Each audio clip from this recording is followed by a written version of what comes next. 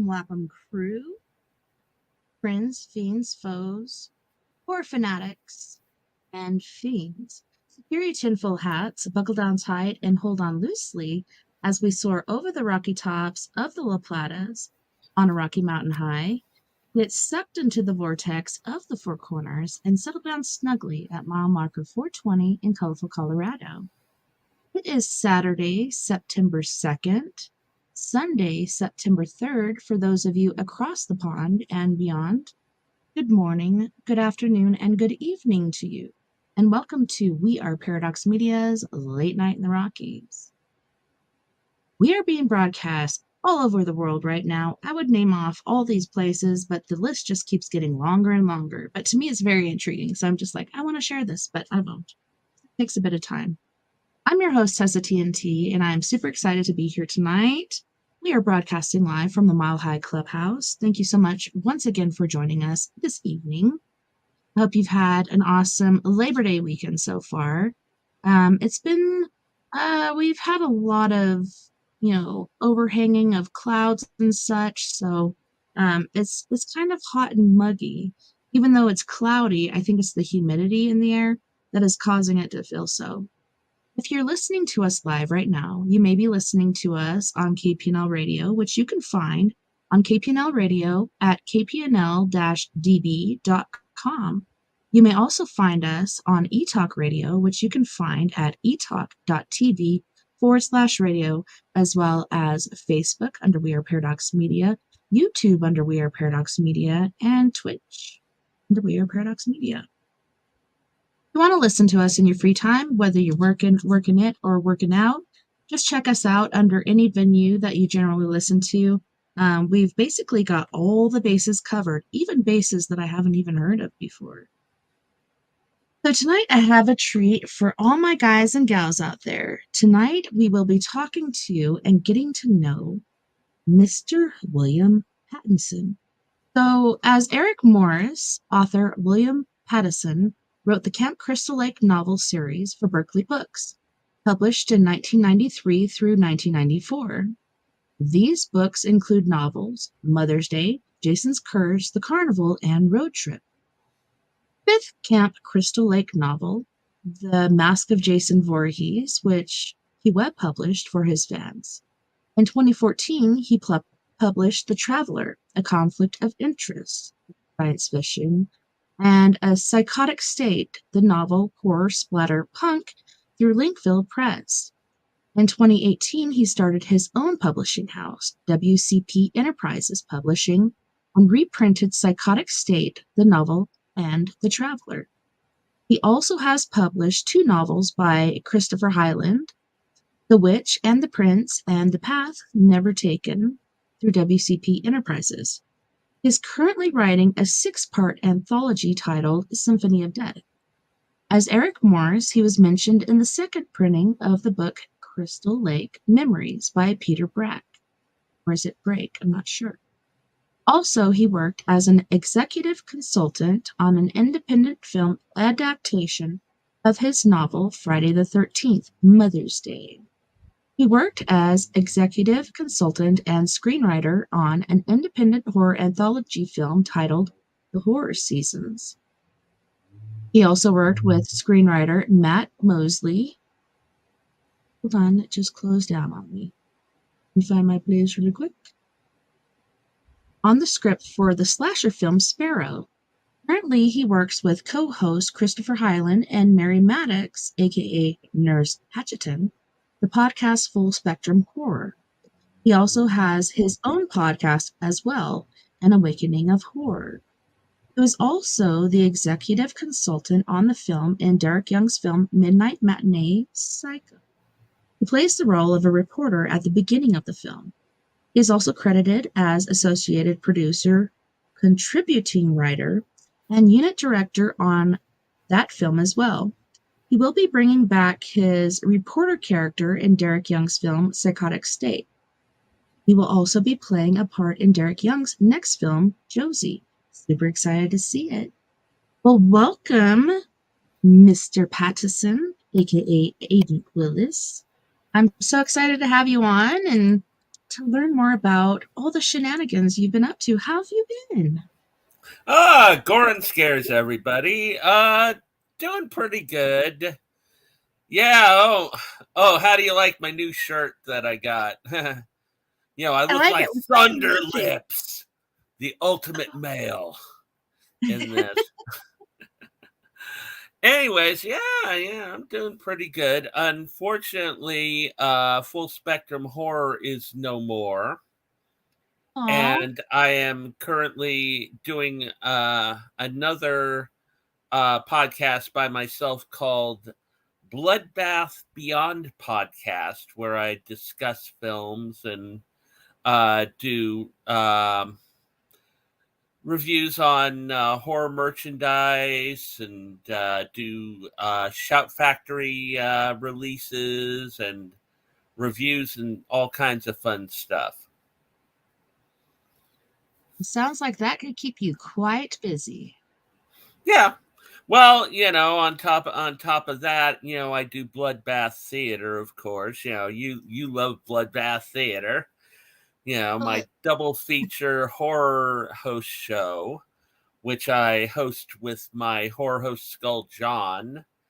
And currently, in regard to writing, I'm working on a prologue for Symphony of Death Part 5, which takes, this prologue takes place in hell and deals with an agreement between heaven, death, and hell, which has implications in regard to the events in Symphony of Death. As well, I am doing a couple of other stories, well, actually 3 stories right now, featuring a new character that I'm starting out with, a paranormal detective named Devlin Dark. And currently I'm working on a story, some stories. One is called Death in the Family. The other one is called The Dog Day. And the final one that I just started a couple weeks ago is called keep it busy. So it was called what? You kind of broke up there for a second. In a Day's Work. Oh, okay. That one is going to be hilarious because it's you'll appreciate this one. It's an older Devlin Dark. This one takes place 30 years after the last story that I worked on. And the thing is that he's doing a house cleansing on a Ken and Barbie couple. Oh no. And he has to deal with a demon in that, and it's just the way that he handles the demon. It's funny because he sits there and he goes, the demon's going, "Oh, I know you, devil in dark, and I bet you're wondering what my name is." And he goes, "Oh, no, I know your name. Your name's Spanky the Demon." So is that after like Spanky the what do they call that? Puppet or whatnot? Which ventriloquist used? Like Spanky looks kind of like what's his name? Oh, there's been Uh a number of Spankies, but this is just an insult to the demon, because Devlin don't give a shit. He literally doesn't. I mean, he's very snarky character. He's got a toilet mouth, and yet the thing is that he works for the Vatican, oh and wow. he absolutely hates the Vatican, but he's stuck because years ago he got possessed by a demon, and the demon killed his paranormal crew. And what happened is that Devlin managed to exorcise the demon totally on his own from inside his own body. And it's supposedly such a rare thing that, the demon ended up killing him, but an angel resurrected him and gave him an opportunity to go to that if he cleanses his soul, which is corrupted by being possessed by this demon. If he cleanses his soul by fighting demons, he will be able to go to heaven. And also the paranormal team that he murdered, they're stuck between heaven and hell, and if he cleanses his soul, he can free them and they can go to heaven too. So are they stuck because like the death happened so quickly they just didn't realize they were dead? Because of adrenaline pumping, they're running away and they died so quickly, or is it Partially something else that, like a and soul partially because they were murdered by a demon. So their souls are stuck, and their souls are actually connected to him. And the thing is that what ends up happening is that his former girlfriend, who the demon tricked into hanging herself, committing suicide, she becomes Devlin's guide. And then Oh the thing wow. is he's also stuck to a rather nasty angel named Vernon. He's Oh, he's a bald he's a bald guy in a white suit with wings, and he's very droll, and oh well, I'm only here to assist you with defeating demons. I'm not here to be your friend or be your assistant. And so he has trouble with Vernon all the time. And I've got it me planned too. that late. And I've got it. Well, the thing is, you find out later on in the series that Vernon used to be a watcher. He was a watcher, and you probably know what happened to the Watchers, right? Mm. The Watchers No. were Ugh. former members of Lucifer's army that bowed down to God after the war for heaven, and they were given the task of watching over humanity. But the thing is, what ends up happening is they find human women interesting, so they end up having sexual relations with humans, and they create the Nephilim, which are Yeah, that's giant what I was gonna say. humans. It's like they're watching and they're seeing all these things, progress as far as eating. I'm not sure if Nephilim or angels are able to eat. They're seeing sexual activity, they're seeing the human form, all these different things. They have to be tempted, Oh, yeah. because they're in this realm where there's temptation that abounds. And so I could see them falling off of, their perch and doing some Yeah. things and creating some giants. But Vernon was not one of the ones that were tempted. But the Watchers, they also taught humanity the art of war and taught them to question God. So the ones that transgressed, they got sent to hell, along with to join the rest of Lucifer's troops.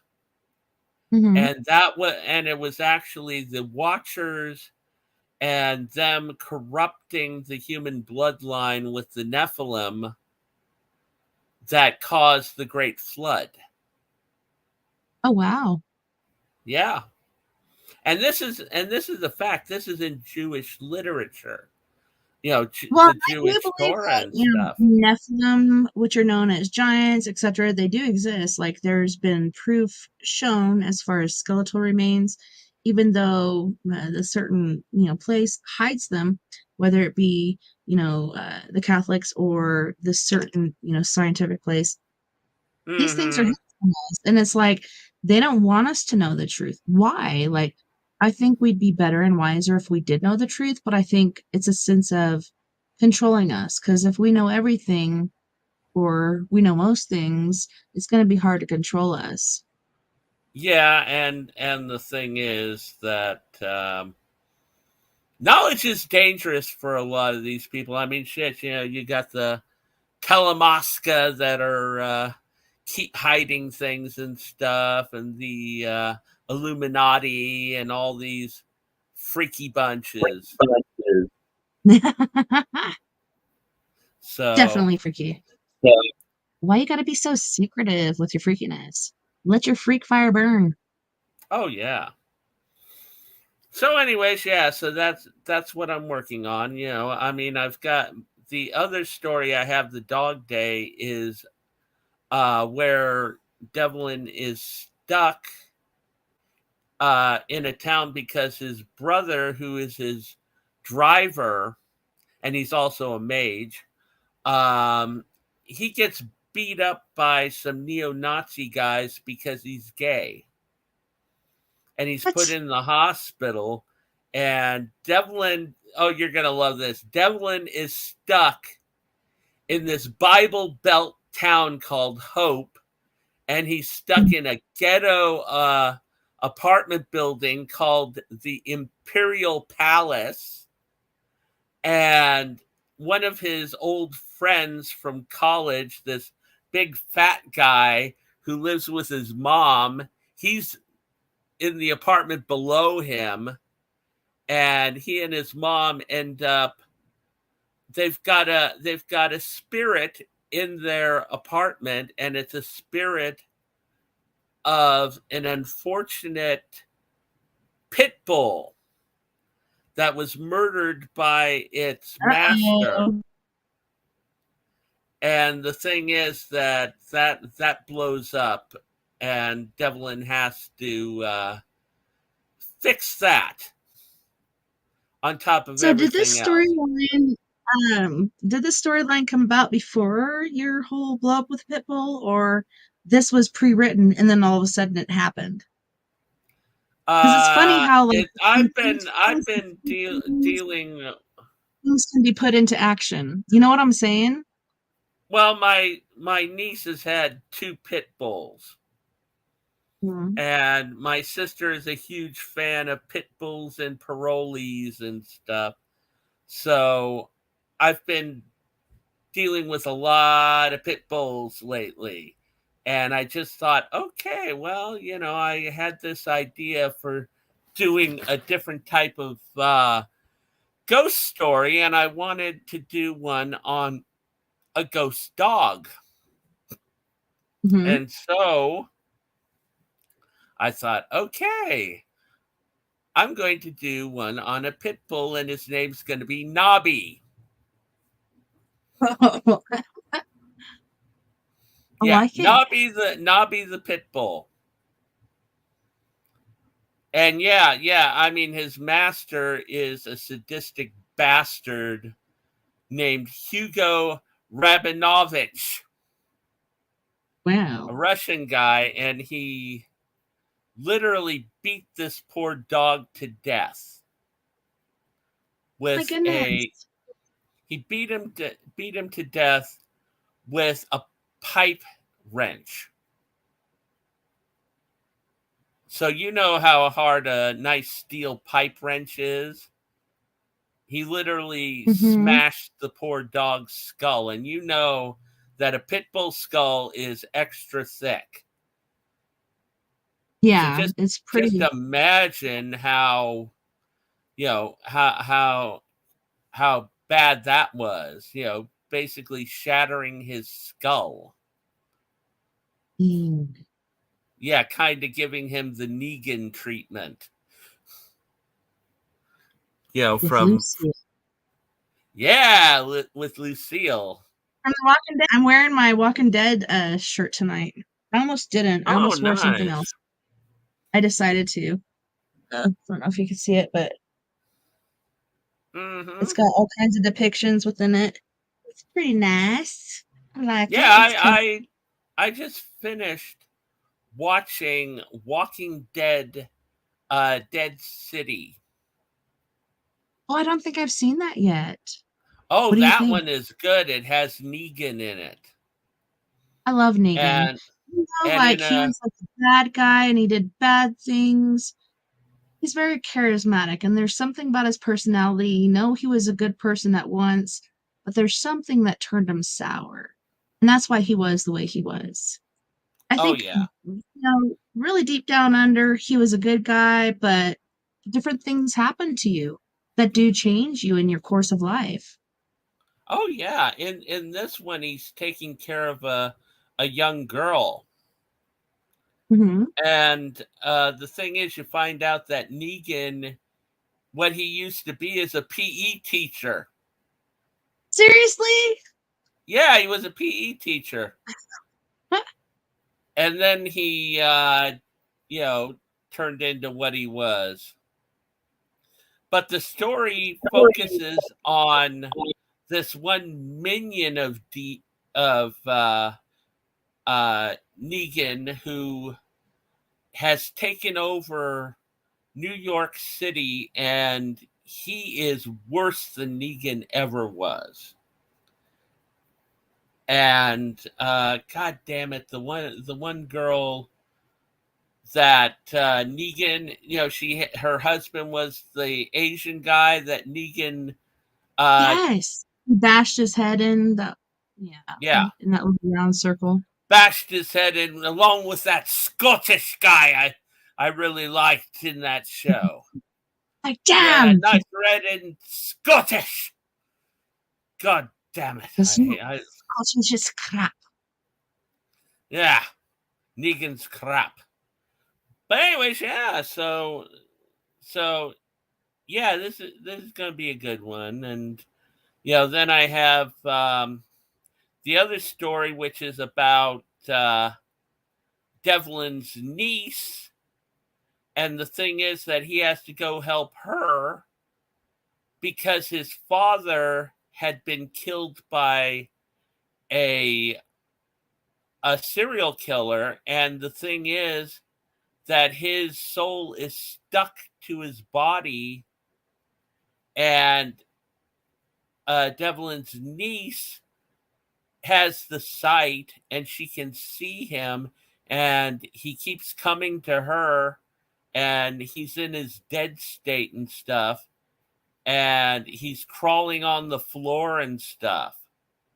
And the thing Ooh, is like a that crawler. they have to help him before his body is cremated, or he'll be trapped forever in that state. If the thing is that Devlin and his brother put a curse on him, and that's what's got him stuck to his body.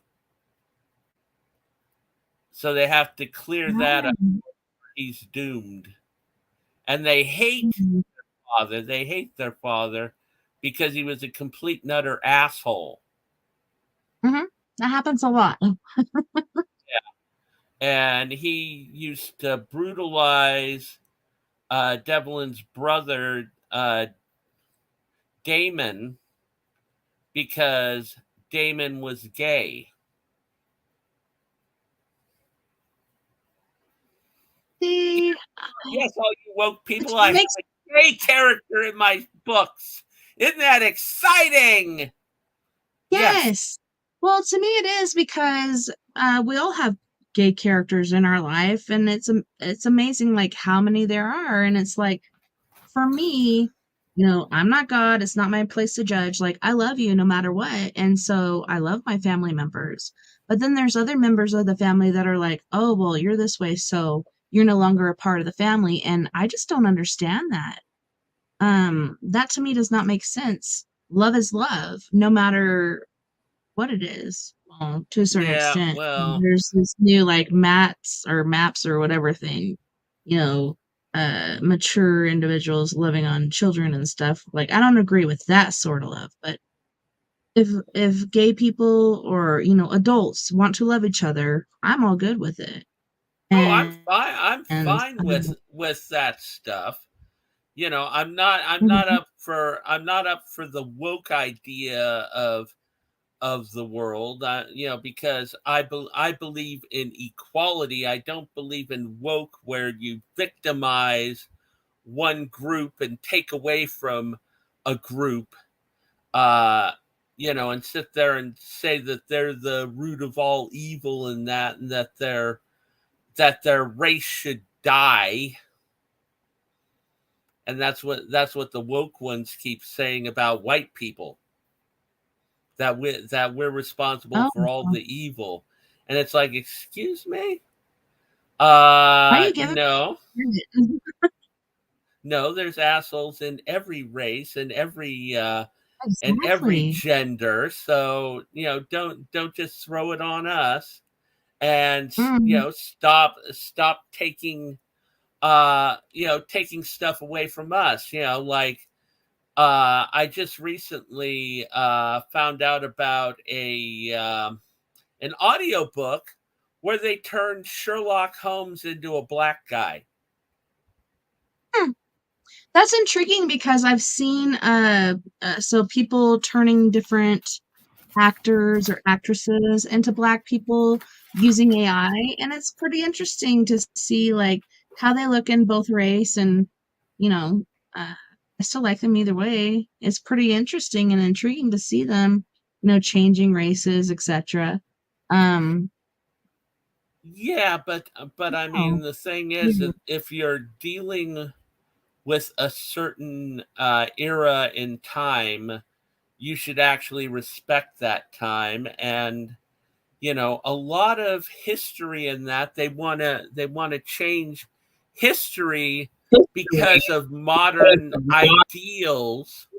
And the thing is that, no, you learn from those eras. Yes, those eras had a lot of racism, but you learn from that. You don't just go, Mhm. oh, well, I don't like that, so I'm going to change it. So I'm going to put in this television series, I'm going to put a black guy with cornrows as a lead detective in Scotland Yard in 1800. It's like, give me a break. No. Not have happened. But Or I think the Bridgerton thing with black socialites. There weren't any in those days. mhm. And they wouldn't be going to the grand balls and that. They would probably be the servants, serving the grand ball, but you wouldn't have them out there doing that. And of course, you have the situation, where they were where Jada Pickett Smith changed Cleopatra into a black woman, and it's like I no, know and so had many people are so upset about that, and I can see her as a black woman, even though I know she's not, but to me, it's, like, intriguing to see the different references and stuff. I know she wasn't black, so for no, she people to get wasn't. upset She about was that. Greek. Yeah, so for She was people to get upset literally about Greek. that. Yeah, and she was beautiful, and she loved a diet of pickles. Um, but no, like, all these different things, like, people getting so upset about this I wanna say the smallest things, even though to some people it's the biggest thing. Your race or whatever is the biggest thing. But remember back in Shakespeare when men were playing women's parts, like, were Oh women in an yeah, uproar then about that? Like, give me a break. Like, this is art. Let it be. And, look at a different, foundation or a different view of it. I think it's good for expanding the mind to see different things, but we all know Cleopatra wasn't black, but it's still beautiful to see it done. Um, yeah. But the thing is, in that they made that out like it was a documentary, and that it was all facts, and that is wrong. yeah, which it's not. Yeah. Of course, I am looking forward to the new Cleopatra movie that's coming out with Wonder Woman playing Cleopatra, even though Oh, we all know that Cleopatra wasn't that pretty. She was rather plain looking from all the paintings and stuff that you see of Cleopatra that were from the era. She had a very Ptolemy looking face I because think that's it the was her family. I think it was her charisma that made her so attractive to everyone. Oh, yeah, So, yeah. yeah, she wasn't, like, plainly beautiful as far as her looks, but it was her charisma and her, what do they call it? Confidence, all this other stuff that made her Oh, yeah. so wanted, so beautiful. And that's what attracted Julius Caesar, is the fact that she was brave enough to get into his palace in a rug, and that Yeah, just "Call me up in horribly this rug, call impressed me him. in." He's like, "You're devilishly keen. Let me get to know you a little better." Oh yeah, but yeah, I mean, this woke thing, also, I have friends that are gay and lesbians. And what gets me is their own LGBTQ community is turning on them. They are turning on I them. think it's They're calling the seems in this like lesbian women. They're calling them bigots because they won't have sex with trans women. And the ones that are um, sitting there, no, I don't like men, and I don't like men's genitals, and usually a trans woman has male genitalia. And it's like that's why I mhm, became a and a lesbian, certain is because smell and a yeah, certain vibe. yeah, exactly. And they're going, oh no, you're a bigot, and you're an enemy because you won't do this. And Mm, and then they're putting these guys in women's prisons because they're sitting there saying, well, I reflect as a woman, and and they're raping I don't know if you women heard prisoners. recently, even sororities. So I just saw this article the Oh other day yeah, about, yeah. Oh yeah, yeah. Did you see that with the guy in the dress? yeah. Oh, I love that one. And they're And like, the we women don't are accept just it. And they're like, sorry, you have to. Otherwise, this is hate. yeah, exactly. That kind of stuff I don't agree with. I Well, mean, it is scary because what if somebody, and this has been the argument for a long time, what if somebody is pretending to be a woman just so they can get into these certain places? But to me, it's exactly. like, what if somebody doesn't feel comfortable in the body they were born in because, spirits just get thrown into willy-nilly bodies and they feel like I'm really a female and I'm put in this male body. So to me, like there's this fine line. Like there's the people that really feel that they're this way, and there's people trying to take advantage of the whole quota. Yeah. Well, then they are perfectly free to change genders. But here's another thing that I agree with is wait until they're 18 when they're when Mhm. they're when they're of legal age to make that Well, decision, yeah, and because I I do not agree with these parents that are sitting there going, "Oh yes, well we're going to uh, give our kids hormone blockers because mm-mm. because all of a sudden, oh well, they played with a doll once, so they're trans, so we're going to hormone blockers, and then we're going to cut parts off of them." No, and I haven't seen the shows because I cannot watch it, but I've seen advertisements where it's like these kids saying a certain thing and the parents are against it or for it, and the teachers are like, or the counselor is like, this is how you feel, this is what you are, this is actually abuse, and you should be able to change yourself. No, and like you're saying, it should be at a certain age because at an early age it's so confusing, even just to be a human being to fit in. How do you know what you are, who you are, etc., until you get to a certain age? Yes, you have certain Yeah, feelings, you have certain questions, etc., but don't make any massive moves like cutting things yeah, off or adding because things on or doing yeah, hormones. Like that can really mess a person up. yeah, because my friend Ariel, she does a podcast on gay and lesbian and trans and stuff, and she sees so many things where these kids are retransitioning, and now they can't have kids. Now they're all fucked up. Their metabolisms and everything are all messed up because they've been on hormone blockers and stuff, and they've pretty much ruined their own lives by doing this because of the way that society is playing them. I mean, one of the biggest problems that I can see is that kids nowadays, they've been, this generation, all they've had like and yes, this is the old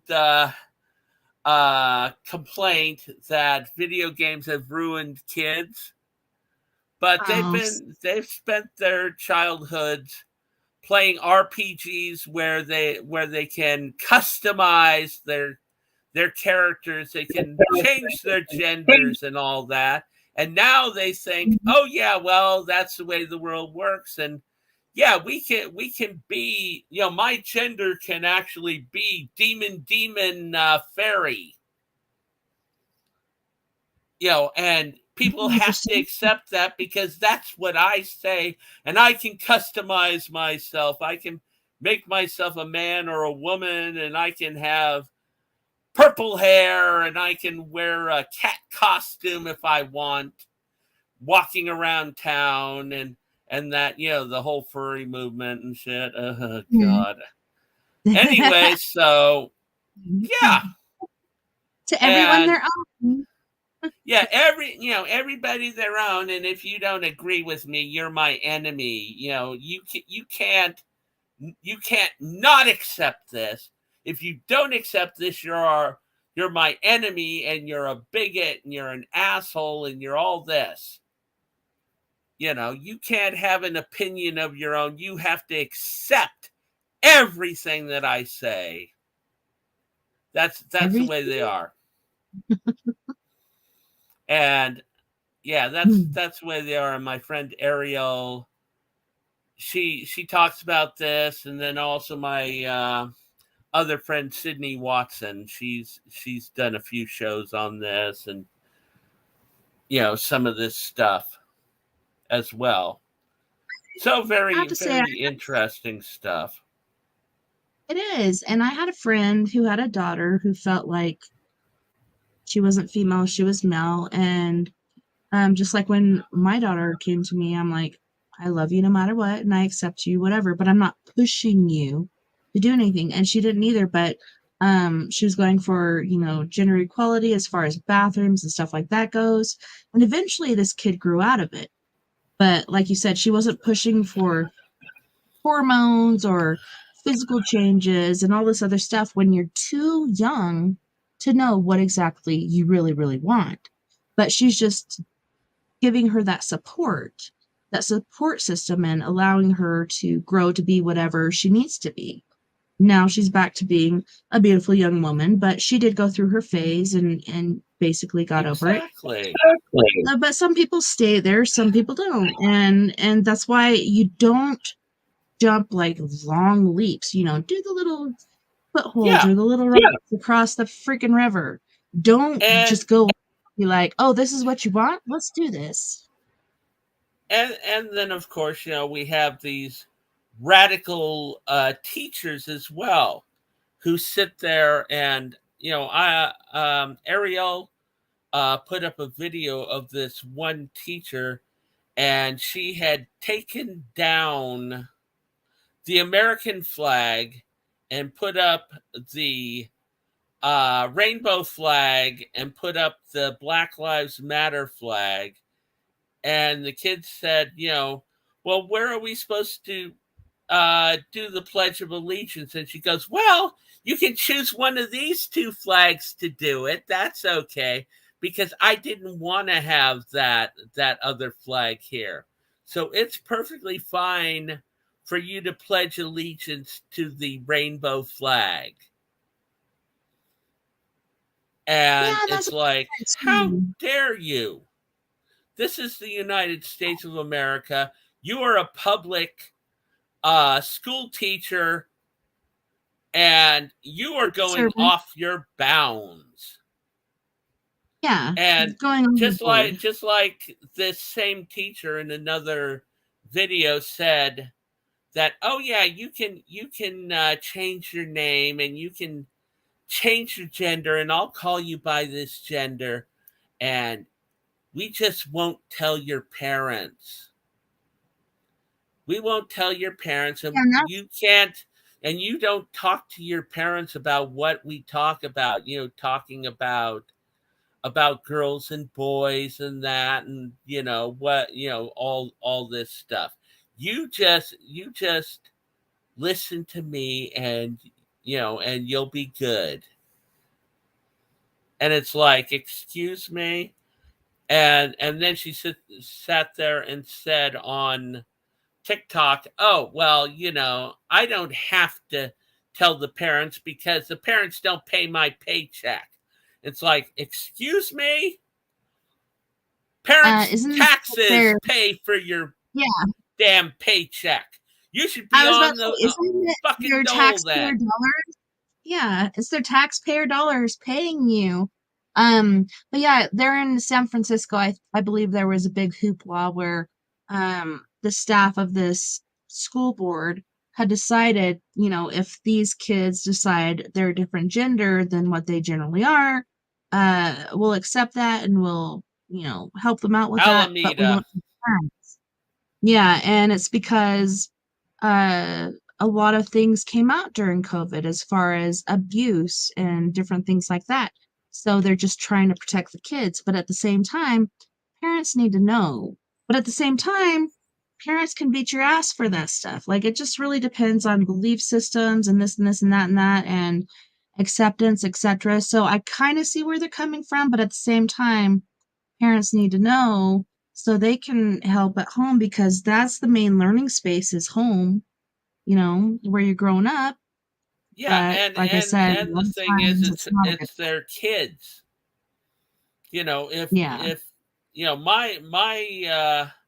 my father, if they ever tried that shit with me and he found out, he'd put the damn teacher through the wall. You Take don't you out you of don't school. mess with you don't mess with the kids.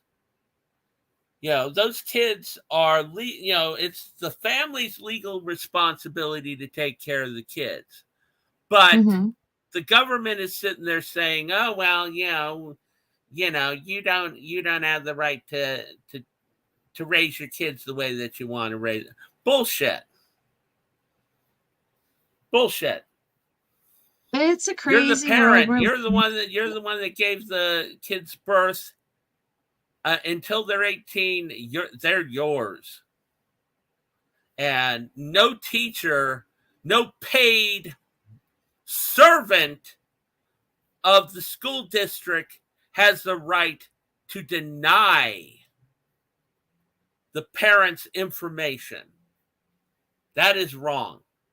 it's weird as Unless far as unless they find out that the parents have been abusing the kid, then they go to a higher power about that. yeah.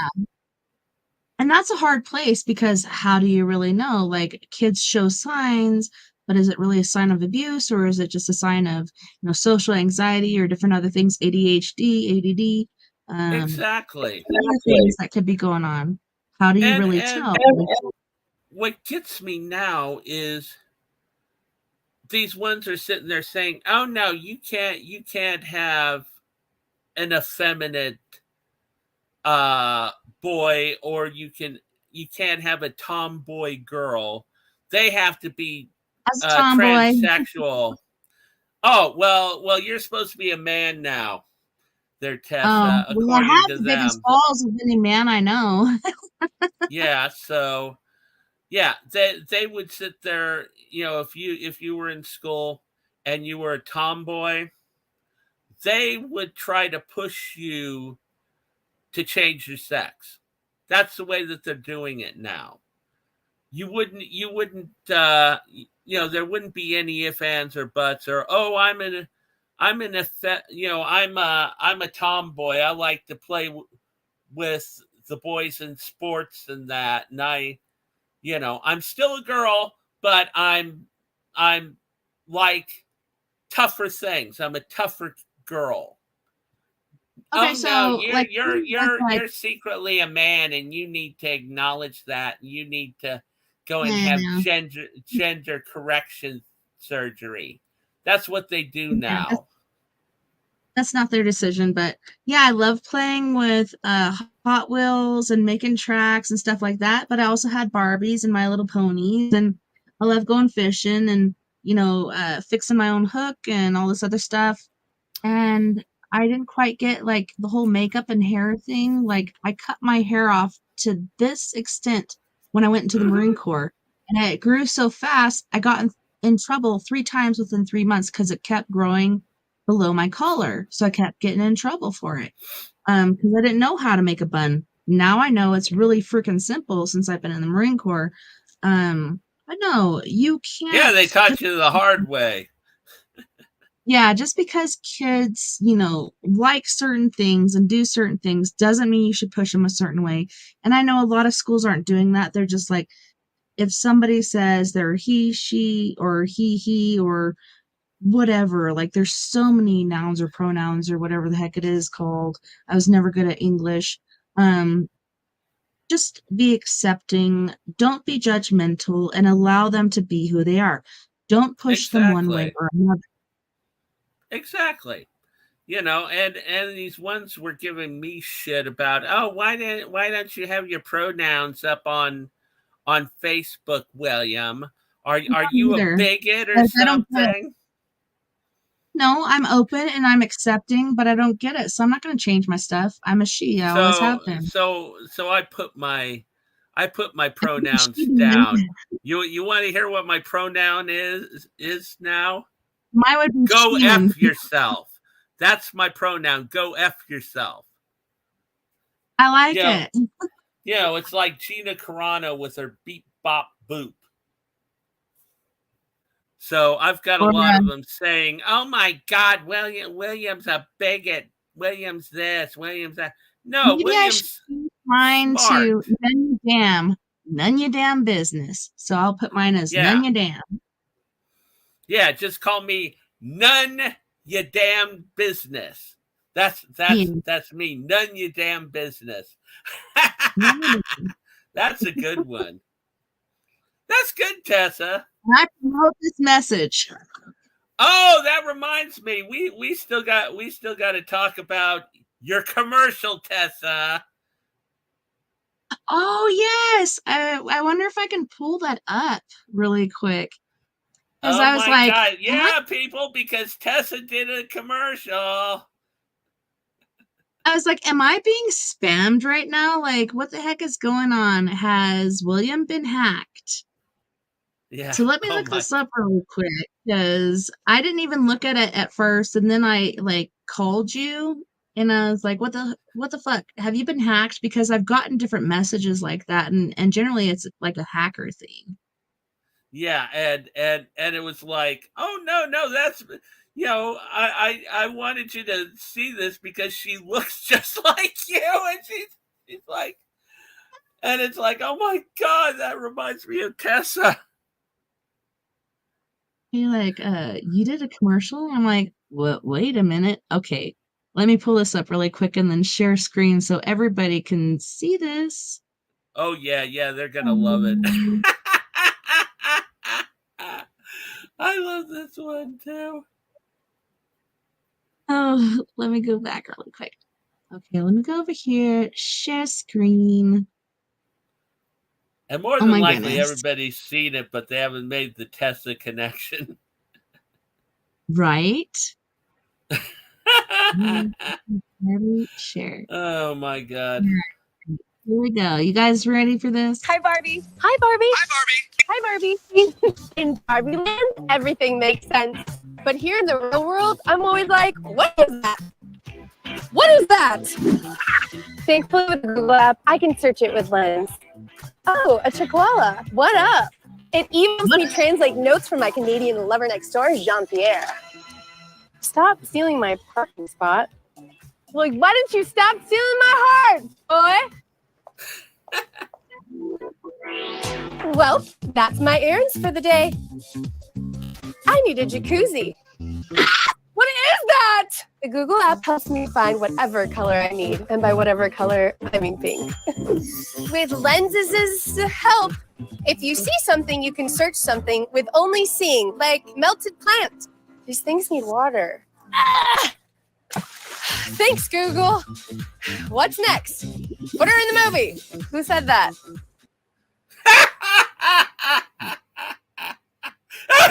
Thanks, Jim. Not Thanks, water my Google. plants. Thanks, Water my Google. plants. Oh God. And that was a freaking lizard, okay? A very healthy fat lizard. Yeah. That's a chihuahua. God, I love that commercial. And I see it constantly, and it's like, oh my God. Who's that? The black chair. Huh. Yeah. Of course it has to be pink. That reminds me of the girl I take care of. Everything that she has is pink. She has to have pink everywhere. I would Yeah. feel like I would So, have to Bismol commercial or something. Well, we do have to go to our first music break. Are you down? oh, I'm down to it. All All right. good. So on this break, we have Gravity with Throw You Away, as well as Take a Walk in My Shoes. Then we have Jeff Hilliard III with Consensual Sex Fan, as well as Fred Johnson III from Canyon County, California with Sugar. You guys don't go anywhere. We'll be right back after this music break.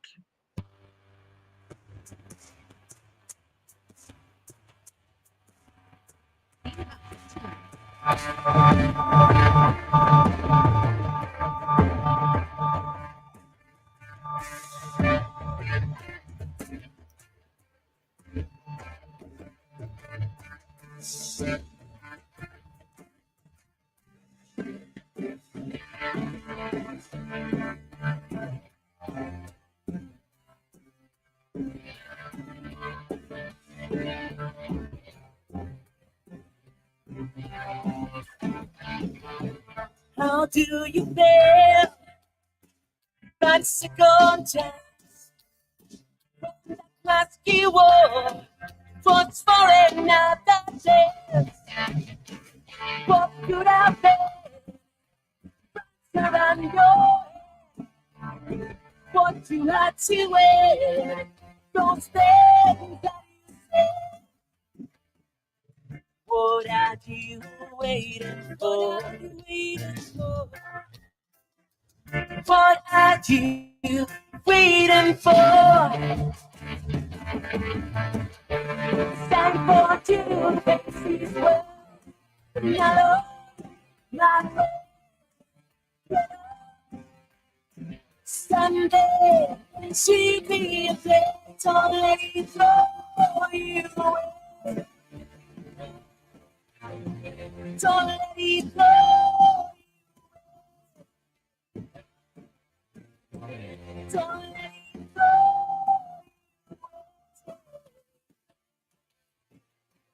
Don't let it go.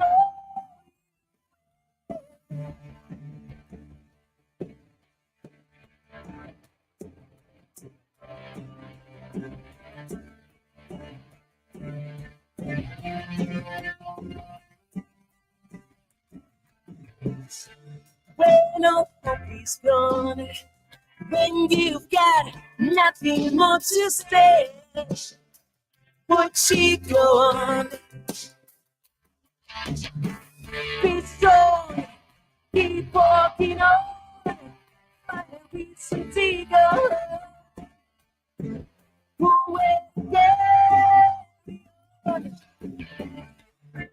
are you waiting for? What are you waiting for? What are you waiting for? Time for you to face this world. Not my favorite at all. Someday, she'll be a day. Don't let it go you away. Don't let it throw you away. Don't let it throw you away. Don't let it throw you away.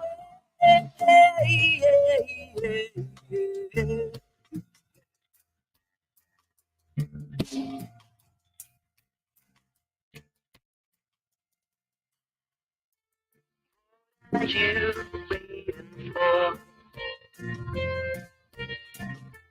What are you waiting for?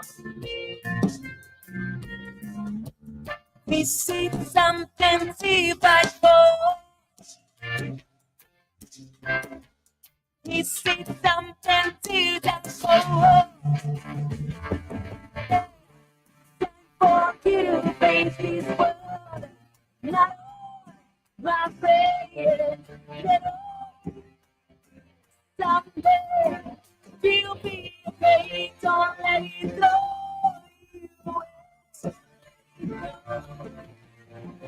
Don't let it go.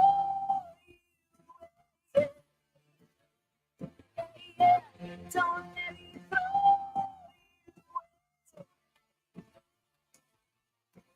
Don't let it go.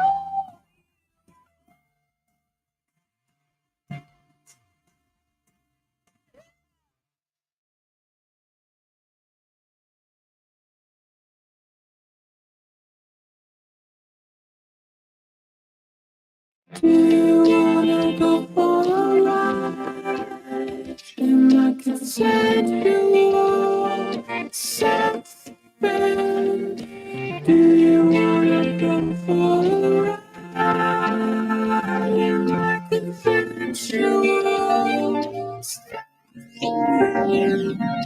Let me take you far away from all this huff and puff. There won't be nothing in between our love, like a pair of doves flying high above, where nothing can touch us. Touching softly, don't let me go, won't let you go. This is eternity with me, baby. Do you wanna go for a ride in the consensual sex bed? Do you wanna go for a ride? Consensual sex bed. You don't have to be alone.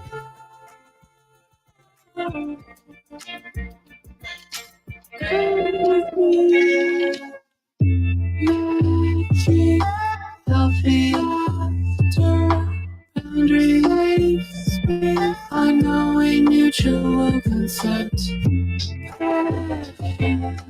Happily will be bearing your soul, naked by the sea. We'll breathe the clean. We'll be living, laughing, loving forever.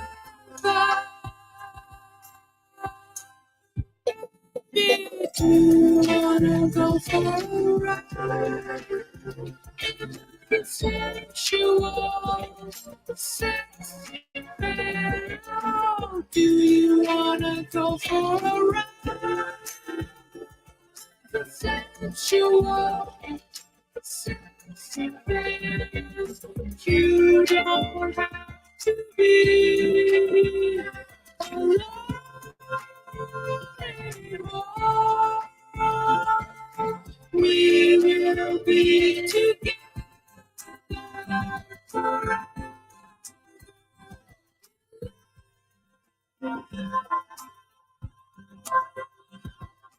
Do you wanna go for a ride? Do you wanna go in my consensual?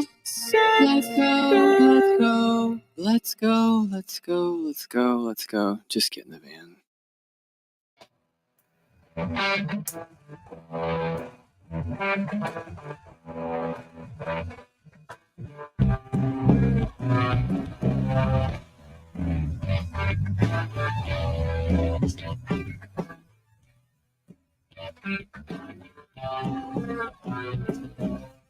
So I walk down the street, thinking all the things you said you need. But don't you tell me, baby, how do you feel? So I walk down the street, thinking all the things you said to me. Don't you tell me, baby, how do you feel? Don't you take a walk? Don't you take a walk? With my shoes, why don't you take a walk? Will you tell me what to do? Don't you take a walk? Don't you take a walk? My shoes, why don't you take a walk? Will you tell me what to do? No, it's easy. Tell me what to do. What's time to do? All the things that I've been through. No, it's easy. Tell me what to do. What's time to do? All the things that I've been through. Don't you take a walk? Don't you take a walk? In my shoes, don't you, baby, take a walk? Won't you tell me what to do? Don't you take a walk? Don't you take a walk? In my shoes, don't you, baby, take a walk? Won't you tell me what to do.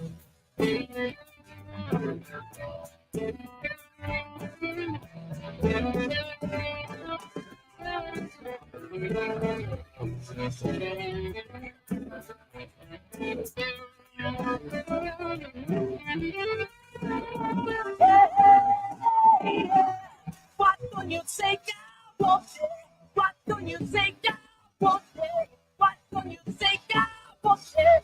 He's going to tell me what to do. What don't you say, God won't say? What don't you say, God won't? What don't you say, God won't say?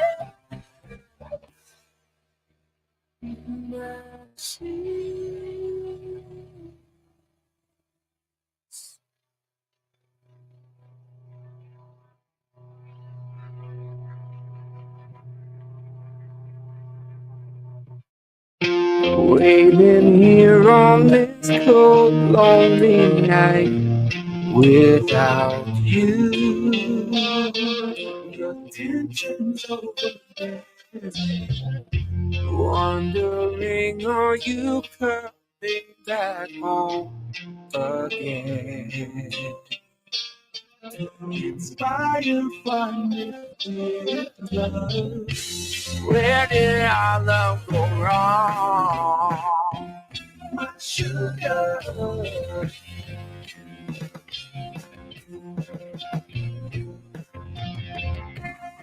Why did I make you cry? Whispers flow through my mind when I think about you. That warm feeling in me. My heart sings a sad song and just melts away.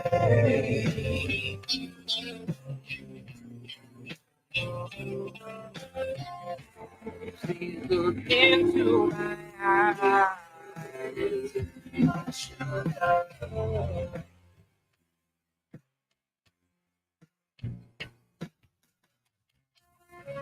There's life in there.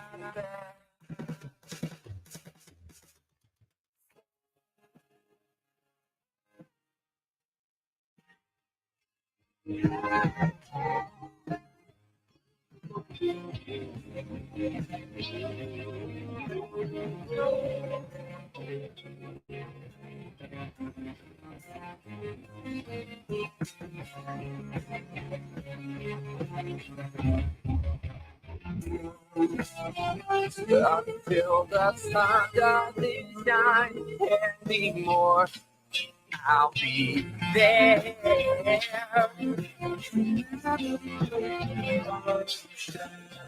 When time is a memory, no, it's love.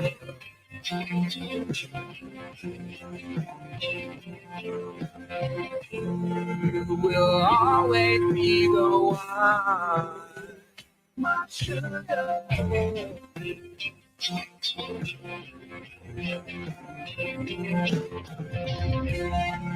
The feeling is so strong.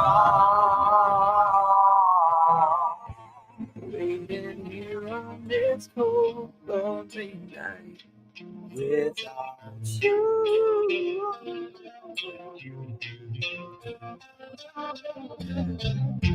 Where did our love go wrong, my sugar? Welcome back, and thank you for joining us this evening on We Are Paradox Media's Late Night in the Rockies. This evening, we're joined by Mr. William Pattison. Welcome back, good sir. Having a wonderful evening. God, you're going to love this, Tessa. While we were on break, my co-host, Mr. Highland, called me up and he's like, oh my God, William, what are you doing? Why are you talking about that stuff? And oh my God, you forgot to mention about my audiobooks that you're editing. And I'm going, okay, I'll mention it. So anyways, yeah. You still have 2 hours. Calm yourself. Yes, I Yeah, know, even Mr. Highland, calm down, and I yeah. don't care. And the thing is, Mr. Highland, I don't care if I'm controversial. I love being controversial. I love having an opinion. But anyways, yeah. So I'm also working on an audiobook of the novelization of the of Teddy, which is the novelization of the film The Pit. And Mr. Highland's doing it. It's 26 chapters long. I've been working on it over a month, and it's driving me crazy because Aw. this is Mr. Highland's uh, first novel narrations, and he doesn't know how to do narrations. What have you ever done a narration, Tessa? Well, I do story time, so I do read books, but I have been thinking about going to audiology, or is that what it's called? Uh, Audiobooks or Audible? something like that. Audible, yeah, where you read books, and I do that on my own during my show. So I'm like, might as well do it and make some money. Yeah, Because I do free time. I love to read, and I'm a pretty good narrator, I believe. So yeah. Well, when you're doing a narration, you know, you have to edit it. Yeah, yeah. mhm. There's not Stop, one stop. person that I know of that does it perfectly, except of course for my former rest in peace mentor Harlan Ellison, who never made a mistake when he narrated his own work. But the Yeah. thing is that most narrators, if they make a mistake, what they have with them is they have a clicker, and they click it, and then they Oh, to go over pause and the start. section, yeah, to mark the spot. And then what they do is they go forward, and what they do is they do the correction.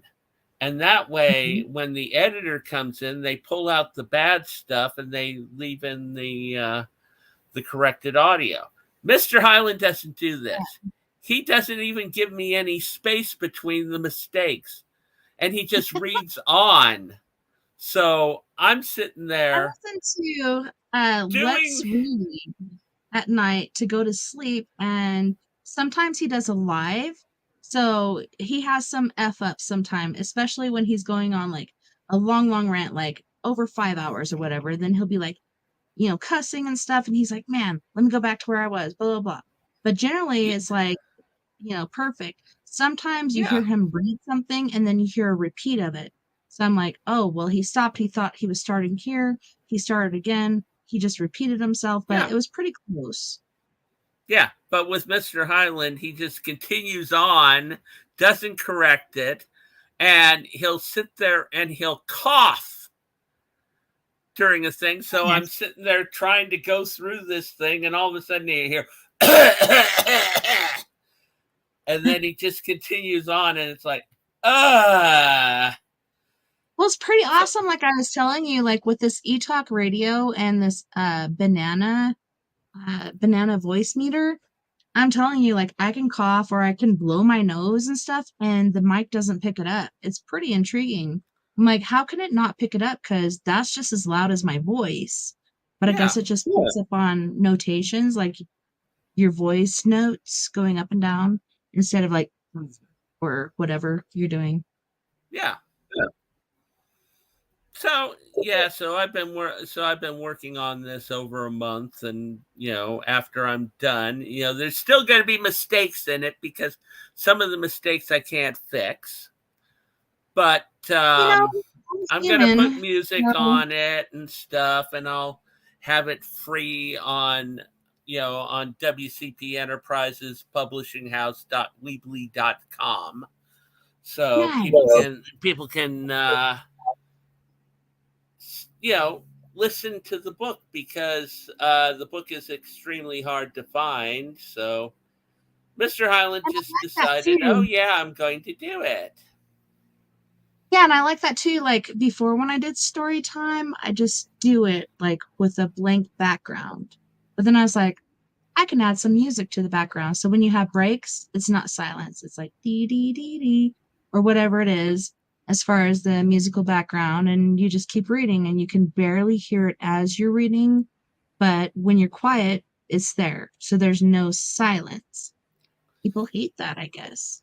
Yeah, my friend Boo Rhodes, who does Scary Story Time, she pre-records her stories, and what she does is she does an intro, and then she plays the story, and it has music and stuff and sound effects and all that.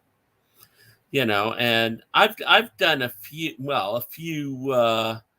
narrations myself, and I would literally be sitting there, do like a paragraph, and just do a paragraph at a time and stick them together.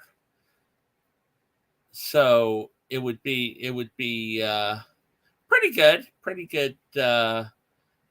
narration form. And of course I had a clicker too, so every time I made a mistake, Yeah. click, and count 1, 2, 3 in your head, and then redo it. Well, you said you got some backlash during break. I did as well. Like I went to check on my eldest child in the house. So my eldest child is out of the house, but I still have my 19-year-old here. And I was telling her what we were doing, and she's like, "Why are you guys even talking about that?" And she's like, "That's only 1%, only 1% of the community, blah, blah, blah." I'm like, but there's so much stuff going on about that 1%, and perhaps that 1% is actually bigger. There's just not a lot of reports on it because people don't want that to be known. But this is really Um, happening. And she was the very upset about it. She's like, "I can't believe you guys are talking about this right now." well, And so the she thing is, let me know her poo-poo. She's like poo-pooing me, and I'm like, I get it, I understand, but there's more than 1% of people out there dealing with this that are going yeah. through this with their parents, etc. And only perhaps 1% is reported. The rest of them are not, just like abuse. A lot of abuse is not reported. Some of it is. So and we and the have to see problem is that the media and everyone's making a big deal of it and overblowing a lot of this LGBTQ stuff, and really making it hard on everybody else. I mean, as I said, as people have been complaining about, these studios are going excessively woke, um Mhm. and they're losing money in this, on all this woke stuff. I mean, I know shoot, it's so woke. And I'm thinking, is it woke or is it broke? Because yeah, I don't know. that's literally what it is. It's you're Mhm. going broke. And the head of Disney doesn't seem to understand that, and his shareholders are starting to fight back on him because they are losing money. I mean, seriously, I mean, look at this. Just this year, Little Mermaid failed. I Haunted love that movie. Mansion failed. Haunted Yeah, Mansion just came out. It's already filling. Because there yeah, was a Haunted Mansion before with Eddie Murphy. Now there's a new Haunted Mansion. And I was confused on that. I'm like, I already saw the Haunted Mansion. and What the hell and is the going thing on? Is this like and the some sort of thing Mandela effect? Yeah, and it's like, okay, well, you already did a haunted mansion with a black family. Why don't you do Mexican family or some other family? I Did mean, you see shoot. the Blue Beetle? Oh God, the taco jokes and all that. It's going nuts. These It was woke ones Carlos are and going shit. It was pissy ass so about the fact funny. that these ones are recognizing the taco jokes and the stuff, and that and they're these ones are calling Not us just all that, but assholes. And it's like, excuse me, did you watch the movie? That movie is so stereotype. It's ridiculous. I mean, the main character, he calls his car Taco. yeah. You took the taco? No, but it was funny because like the way Mexican families are, it's insane. Like the support system and the way they're just together as a group and everything. Like when he goes to do that job interview and they drop him off and they all get out and they're like, Cojito, ah! And they're like all screaming and clapping and like doing cheers for him and stuff. And he's like, yeah, they don't get out very often, you know, because they're just going off and being really loud when he's just trying to walk into this building and do a job interview. And the thing is, I have a lot of friends who are Mexican, and you would never see them do that. That, you know, I'm surprised. No. I'm surprised they didn't have Uncle. He's sitting there. Oh yes, I'm Uncle Julio, and all this, you know, doing the typical Mexican voice. Oh my God. Mexican families too, and it's not like they were doing the Mexican voice, but it was like the support system, and that's how they are. Like even when they're in their kitchen, even when they're at the place where he's going for his interview and everything, together as a group, they're all excited and they're rooting for you, and that to me was cool. They're like, oh, he thought it, and you know, doing all these cheers and stuff. I can't remember exactly what they were, and he's looking around at these professionals, and he's like, you know, they don't really get out a lot. And he's pretty embarrassed because he just came back from college. They're losing their home and everything. And you're supporting them. That's another stereotypical thing that, oh, Mexican family losing their house. You know, it's not just one or two things in that movie. Right now. It's everything mixed together to, you know, and the thing is that I have a bunch of Mexican friends and they're going, what the fuck, watching this, and it was like, no. But I know a lot of families like that, and I was supposed to be godmother to my niece Chrissy. She was murdered by her husband, who was from Durango, Mexico. We live in Durango, Colorado. He murdered her and did certain things to her after she was dead, but I was supposed to adopt those children. They were supposed to be my godkids. And that was cut off because of, you know, my old man. Because he's like, oh, well, I knew you were supposed to be godmother to them, but I didn't know what that entailed. What the hell do you think godmother means? That means if anything happens to her, she wants me to raise her kids because she knows how I am as a mother. And she wants that for her kids. But he killed that for me. But no, they're very supportive, very interactive, and it's to a point of embarrassment as far as like, yeah, you know, they're cheering for him to go in and do this job and stuff. It's pretty funny. The one guy, Carlos, he was an actor or a comedian. What was his name? Oh man, I want to say don't ask me. I'm on memory pills and I have trouble remembering names right now. He just looks different because his nose is a lot bigger right now. But it was a really good movie, and he played a big part in it, even though it was here and there and everywhere. But yeah, the way that family was is the way a lot of the families that I know that are of Mexican heritage are. They're very supportive of each other. They're very active in their vocalization and everything. Like, to me, it was a really good movie, and the kids loved it. Yeah.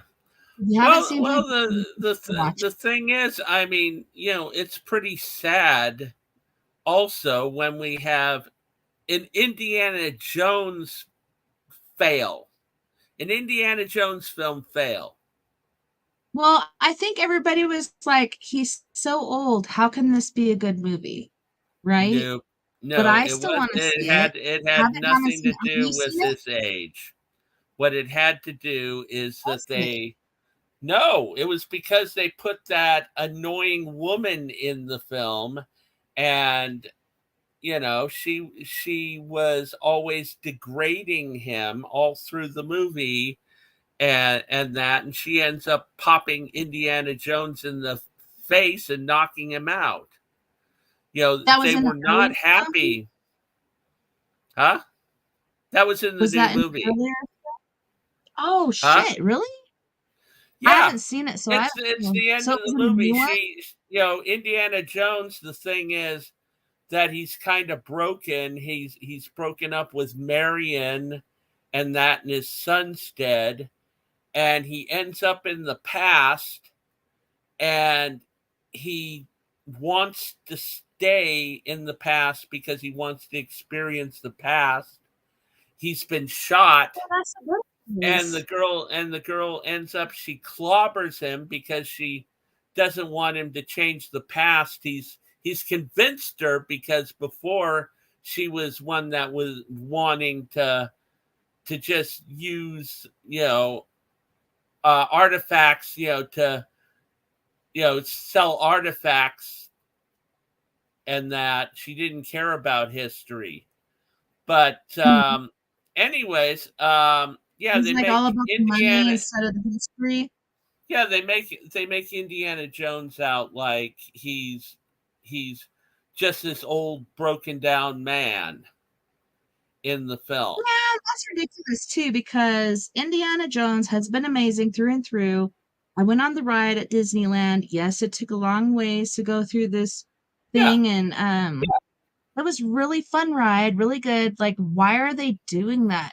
Like, it's a movie. You should make it more than what it is in real life. Maybe they're trying to get that human factor in there.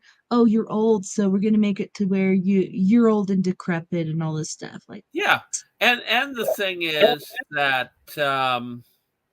he's got this time thing that he can go back in time, and he could easily have used it to go back in time and save his son. yeah, that's what I do. But he doesn't do that. He doesn't do Yes, that. I do. Um, you know, uh, the only thing that the Indiana Jones fans really liked was the beginning of the film, the first 20 minutes, when they were in the past and they had the younger Indiana Jones, where they went and they did digital effects on his face to make him look young. Hmm. Yeah, What? that one actually, and everyone, all the fans were sitting there bitching about that too. And I thought they did a fantastic job. I couldn't believe how well that turned out. The only thing is, he still had they could have done a little bit of work on his voice, because he had a little bit of an old man voice, how Kind of the old raspy. man, yeah, the old man raspy to it. But Yeah. it was good. It was good. I mean, Harrison Ford did good on the stunts for those scenes and stuff. It Well, and was Harrison definitely Ford Indiana is, Jones. yeah, he's actually a hero in real life too. Did you hear about how he went and saved some people on a snowy hillside in his helicopter, which he shouldn't be flying in those conditions, but he did, and he went up there and he saved some people.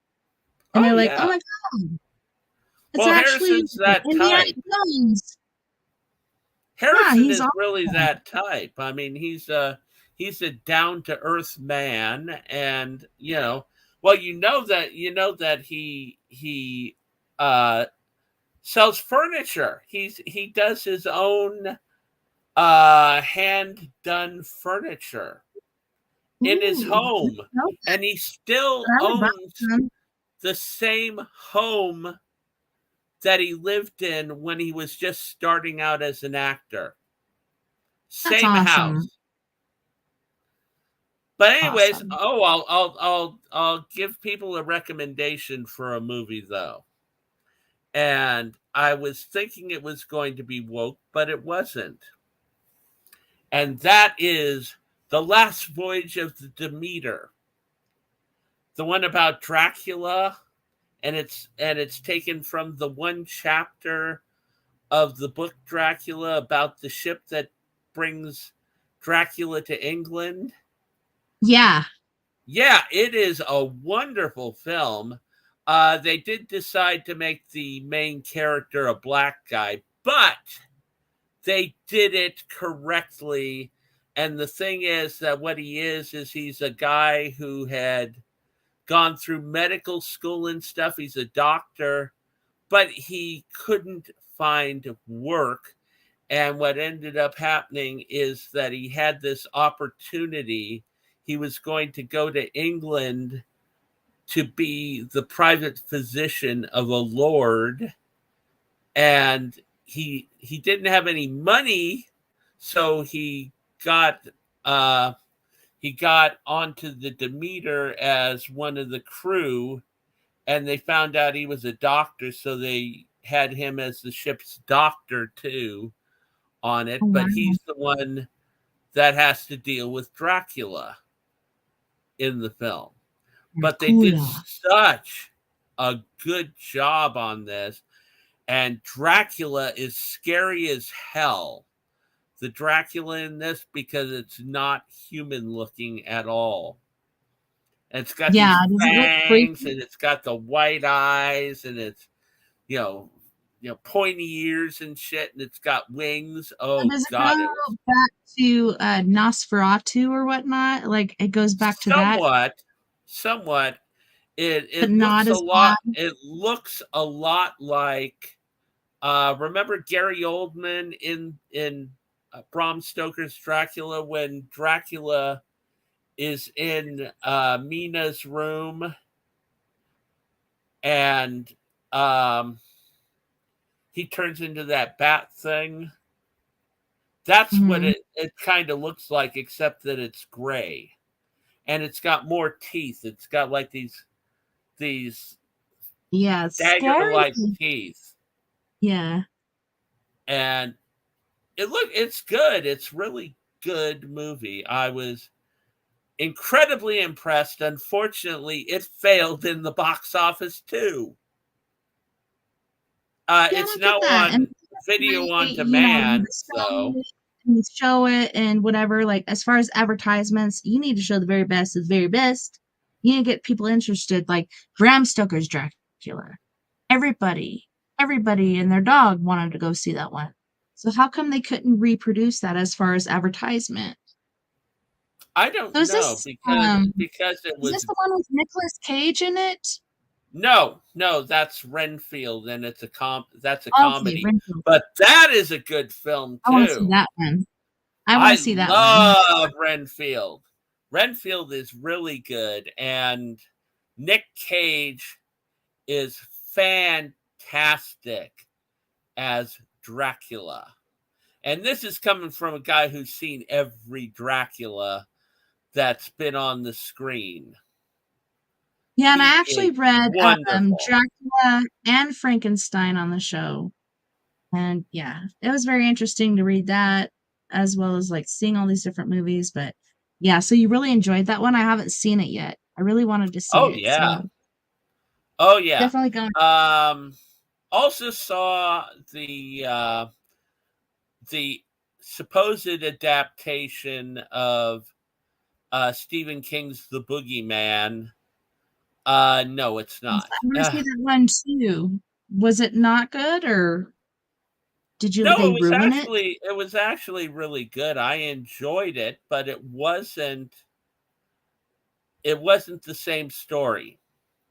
They took aspects. The advertisements, I don't know. The movie is never as good as the book. But do you think the movie was as good as the book, or no? No, I really liked The Boogeyman, the actual short story. And these people had done a short film adaptation of The Boogeyman, and they did it absolutely correctly, just like the story. And it's on YouTube. Actually, I put it out on my birthday show, Bloodbath Theater. I showed that as a special gift to the fans. So you can Nice. see the Boogeyman the way it should have been on Bloodbath Theater.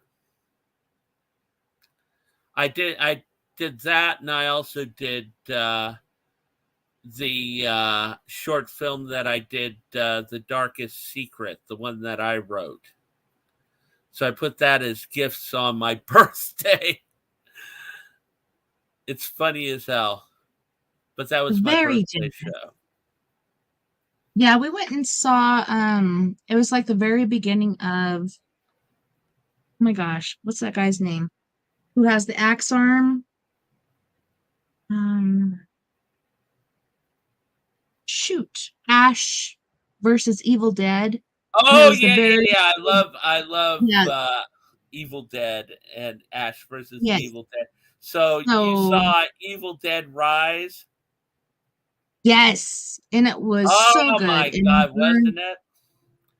And yeah, no Vern, my Ash husband, Williams in he's it like, at all.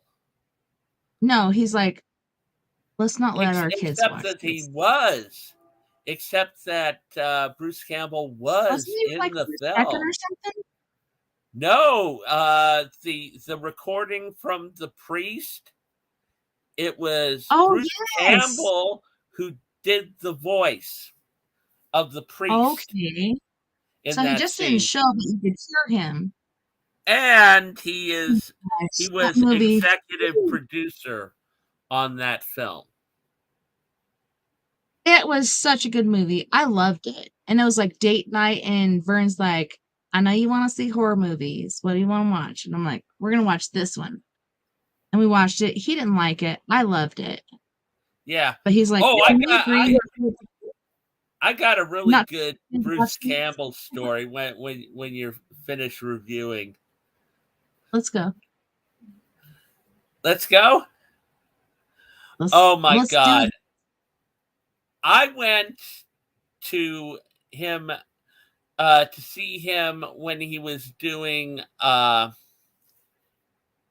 reading and signing copies of his book, The Chin That Took Over Hollywood. It's his Oh, autobiography. And so I went to San Francisco to this bookstore there, and line all the way down the road. And Bruce, what he would do is periodically he'd go running down the line and handing candy out to people, and then ooh. run back and do like 20 more signatures and stuff. So anyways, when I finally got up there, I was there with some friends, and they already got their book signed because they got it ahead of me. And I come up to Bruce, and I'm going, oh my God, it's Bruce Campbell. I love you, Bruce. I loved you as a Tolocles. And he goes, he's looking at me like deer in the headlights, and he goes, it's Autolycus. That's what I meant. And I just go, I got you, Bruce. And he loved that. And he goes, oh yeah, you're lucky I didn't call for the security. And so he wrote on my thing, he goes, good jokes there, William. Oh God. I love that. That is one of my favorite stories of that next to me and Arnold Schwarzenegger in the San Francisco County Center bathroom. Come with me if you want to live.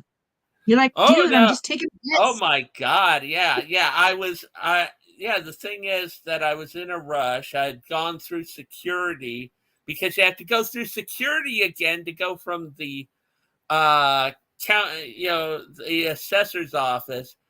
You have to go out, and they only got one bathroom, men's bathroom, and Like, it's only got one stall. It's got one stall, and it has 2 urinals. So I go and I run past the guy in the gray suit because I really had to go, and I run into the stall and lock it, and I'm sitting there about ready to go, and all of a sudden I hear, boom, boom, boom. You asshole! You took my stole! Asshole. No, you asshole! You took my stole! And I'm going, oh my God, Arnold? And I go, Is that you? Oh, Arnold, I'd shake your hand, but I'm a bit busy right now. Yeah, I should wash them first. And so I did my business. I walked out. He was standing there looking at me with this. And I go, it's all yours there, Arnold. And then I went and washed my hands, and he went in, asshole. And I walked out. Like, I love that word. I love that. Asshole. Yeah, but that was the only time I've ever met Arnold Schwarzenegger, and if I ever told him that, he'd probably kill me. Because he's like, asshole, you took my spot. You're freaking asshole. And you're like, I was here first. Like, what's the problem? And he's like, I need to go first. Oh, yeah. Get out of my way. Well. Oh, well, I have another bathroom story. Oh, my God. I love bathroom stories. Oh, this was at EpicCon. And the thing is that at the venue that we were at, the men's room, the stalls did not have doors. Oh, my gosh. And there was 4 on one side, 4 on the other, right? And they were facing each other. Yeah, like we're having a duel. I'm sitting there, I'm sitting on the toilet, and I look up, and oh my fucking God, I'm looking over, and God damn it, I can't remember his name now. He's the one that he was the lead actor in Nightbreed, the one that played the main character in it. Nightbreed. Oh, I have to Google it. Clive Barker's Nightbreed. But anyways, yeah. Nightbreed. Craig Sheffer. Yeah, Craig Sheffer. But anyways, he's right across the way from me, right facing me, and he's got his pants down, and he's looking over, and he goes, "Are you having fun at the convention?" And I had already met him, and actually helped him and the other cast members of Nightbreed set up their tables. So he recognized me, and I'm going, "Oh yeah, how's things going with you over at the table there, Craig?" And he's going, "Oh, great." It's coming out great. He was a little bit drunk at the time because he was having a really bad time, and so anyways, I'm sitting there and I've got my pants over my knees, hiding the captain. Business. You gotta hide the business. Yeah, hiding the business. And Craig goes to get up to pull up his pants, and I get to see the captain. I'm like, oh God, yeah. Like, wait, I got to see the captain. It's like I was covering, but Pinky let me see, and I actually the captains and the soldiers Anyways, and so he puts up his and leaves, I'm just sitting there going, oh my fucking god! What in the world was that? And I go, oh my god! and the thing is that later on, I ended up spending the evening with Craig and the Nightbreed cast at the bar there. And Craig goes and he says to me, he goes, boy, those bathrooms sucked, didn't they? I go, yeah. Literally. Yeah, really did. And it's like, oh fuck, man. Oh god! Literally, I got a little extra surprise that. Well, I mean, shit, that was a hell of an evening for me because I got to have dinner with the cast of Dark Shadows as well. No, but seriously, like, why no doors? Why no privacy? Like, that to me sounds like prison. And here's a star, and you're a star in your own right. You wrote Camp Crystal Lake, etc. And you guys are sitting from each other making eye contact. How fucking awkward is that? I could not even imagine. Like, I get freaked out when people are like peeking through the crack of my fucking bathroom. Like, could you imagine no door and you're making eye contact with somebody? Yeah, I experienced it, and it's very disturbing. It's incredibly disturbing. There should be a lawsuit. That's ridiculous. Why are there no doors? Yeah, why are there no doors on these damn things? But yeah, people were using them, and I had to use them because you gotta do what you gotta do when you're there. I was there at the convention for like 10 hours, and the thing is that when I go to the east, I often get stomach problems. So I'm often running to the bathroom. Well, it's crazy how like driving or flight can cause sleep issues as well as bowel issues. Oh yeah. So whether you're sitting for an extended amount of time to make it to a certain port or flying, it causes very, very bad things. So yeah, to me it's insane. Like, there are no doors. You're sitting there face to face with a movie star. Yeah. And, hey, how's it going? Everything coming out okay? Yeah, pretty much. Oh my god, I was surprised he didn't ask that. Oh my god. But yeah, it's like every convention that I ever did in the East. I mean, shit, I did the very first Days of the Dead convention, and I was sick during that. And then the last two, I did Epic Con and I did Martinsville Horror Fest, and I ended up in the emergency.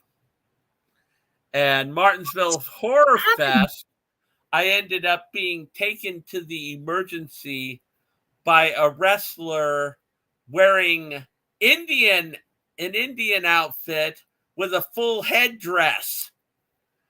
And they go into the emergency to go get me a wheelchair. And he comes out with the security guard. And I swear to you, the security guard must have been about 90 years old. He's this old guy with a little mustache, and he's coming out, and I'm going, how the fuck is this guy going to get me into a wheelchair? Maybe he has a young soul or something. He could be really old with a young soul, and he can judo chop somebody's ass. You never know. Well, it ended up this guy could have been the cream of the crop. The Indian had to help me, and that was just amazing. But that's my luck when it comes to conventions. Oh god. Well, that is good luck. Okay, so if you're looking at the cream of the crop as far as security, etc., and you're in indigenous land and you have some sort of native or indigenous person helping you, that's a blessing. Yeah. Oh my God. But yeah, that's wonderful memories, Epic Con and that, except for the fact that when I was there, my dear buddy Derek and the organizer of the place put me right next to the wrestling mat where they were having wrestling, and it's like every time someone hit the mat, it was like boom, boom, and I'm going like it kind of vibrates, reverberates. Yeah. So every time they had a wrestling match, I had to go leave my table and go find some place to, and I ended up hanging out with the Dark Shadows crew, and Laura Parker, the one that played Angelique in it. She was just incensed as hell with that. Every time she heard a bang on the thing, she was jumping. Like, it's my time. Yeah, and she was just like sitting there going like this and stuff. Oh. And I said, and she goes, yeah, my head is killing me. And I handed her my ibuprofen that I had in my coat. Okay, so as far as like general wrestling, I'm all good with it. But my first daughter's dad, his brother was in a wheelchair, and they really loved WWE or WWW. And the show came on, and it was like wrestling time. Here's my ex-old man, my first daughter's dad. His brother's in a wheelchair. He's fully functional, and he is slamming this guy all over the place. I'm like, what the fuck are you doing? Like, do you not know how to, like, play around and be like, oh man, you're pinning me down and all this other shit? Immediately you're like, wham, slamming him to the ground and taking points. Nope, you're out. What the crack? Like, to me, that was not cool. I don't know. I was just like, when I was there and I was pregnant, and I was just like, this is out of hand. Like, this is insane. Like, I saw. So they would what, wrestle in the living room? Yes, they're watching my WWE. Fucking God. And yeah, Stone Cold Steve Austin and whoever the fuck else you want to watch. That was his favorite. Stone Cold Steve Austin. And and they watched the show, and then they'd wrestle while the show was on. And his brother's like this in his wheelchair, like, yeah, that's cool. And his brother's like, yeah, that's cool. And he's like, let me take you out of this chair and like slam you down and do all this other shit. And I'm like, can you not be cool? Like, this kid only has a certain amount of shit he can do, and you're just like, pin. Yes, I win. I don't know. To me, it was. Oh, God. It's just like, I know. I've known a few people whose family is like that. Mm-hmm. It's like, really? You're gonna be like, I'm the winner, and I'm like, could you not let your brother win? Like, your brother's been in his wheelchair for ever. Could you not let him win for fucking once? You gotta be like, damn, I win. I don't. Oh God. Yeah. Yeah. I took wrestling in school. I hated wrestling. And I was never a fan of wrestling on television. I've met a few wrestlers, but it's never been a big thing with me. I'm a boxing fan. I like if you're gonna be or cage matches, those things, yeah. Definitely. If you're going to do it, go all out. Oh, you want to go? Spin your head around. Or spin it around. I'm just kidding. Yeah. That stuff I'm fine with. Fake wrestling and that. Though my friend Joshua LaRue would correct. The fact is that yes, it is acting, but you can get hurt. You can get fucked up really Yes. bad. Like there's slams, there's different things you can do, but Yeah. if you do it And wrong, you can hurt somebody. yeah, and my friend Joshua, he damaged his back. Oh He yeah, damaged his your back back, in the your ring. neck, and your back.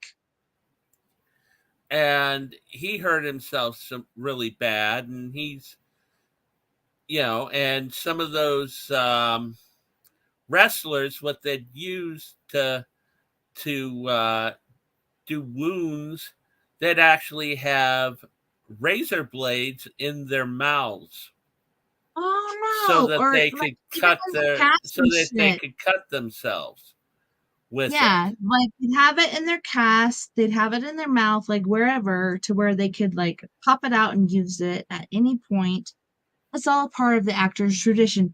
Well, what happened to the blood capsules where you could just like pinch it real quick and do this and be like, oh, I'm bleeding really bad. You gotta use a fucking razor blade? Give Oh me a yeah, they break. wanted it to be real. The problem is No. if they made a mistake, it would fuck them up really bad. Well, you could do the same thing with a razor blade on your knuckle as you could with the blood vein, like a little blood capsule. Yeah. No? So, anyways, yeah. So he's a former wrestler, and that my associate from the Wolfpack, he's a wrestler. Derek And what's Young. his name again before we go to break? Huh? Derek Young, and then who else before we go to break? Oh, that's it. That's it. Derek Young. Oh, okay. He manages a whole bunch of wrestlers too. Nice. I don't know if you know. Oh my goodness. Funk Master V, Benny Vineyard, and then there's another feller that I really look up to, but yeah, they're from Tennessee and they've been doing wrestling for quite a while. They have belts and all this other stuff, but it's pretty intriguing how that works. But we do have to go to our next music break. We have Gravity with My Last Goodbye, Dan Medina with I Won't Let You Go. But we have Jeff Hilliard with Multitude and Fred Johnson III from Canyon, California with After Dark. You guys don't go anywhere. We'll be right back after this music break.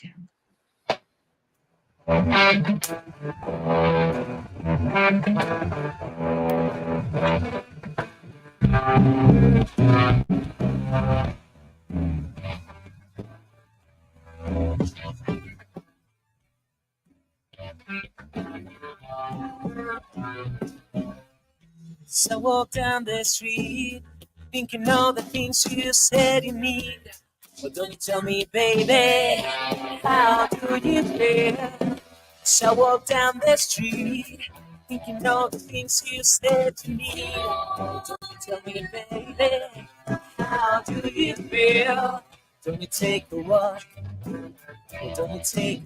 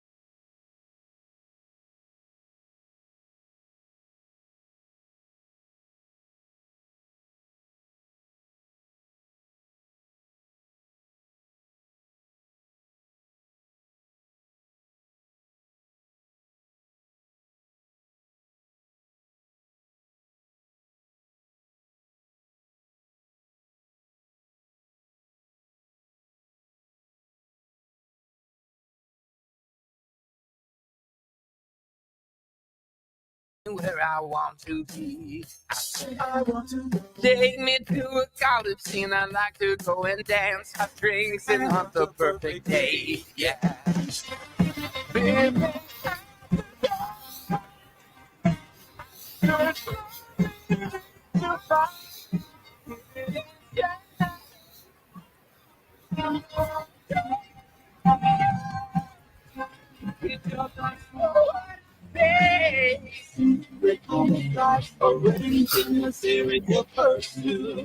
no matter what day after dark, I gave up faith because he had to rain down knew she was the one that never could go home again. I think like I won't sleep, I don't know why I can't control this urge to hurt again. Yeah. Baby, after dark,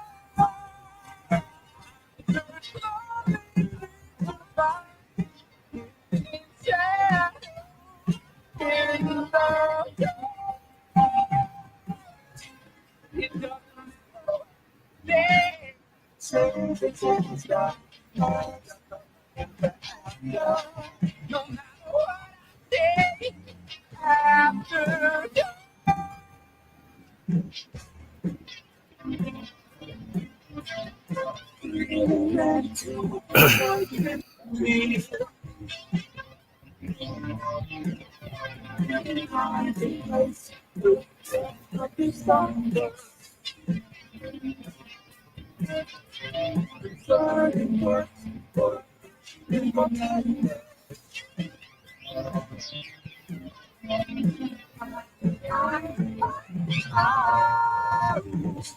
It doesn't matter what I say. It really doesn't. No matter what I say. After dark. It doesn't matter what I say. Because God arranged it very perfectly. No matter what I say. Say it can't stop. Oh, God, it doesn't matter what I say.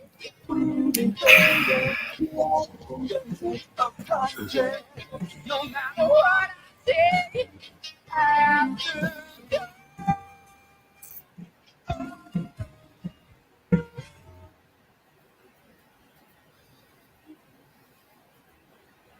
Oh.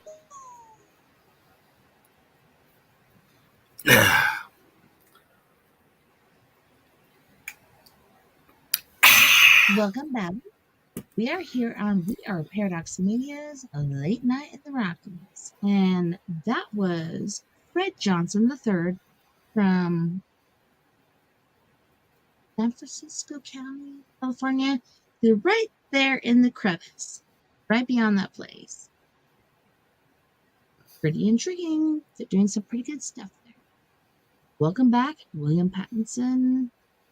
You are Pattison. No sparkly. Pattison. Pattison, right? Yeah, not the sparkly horror author.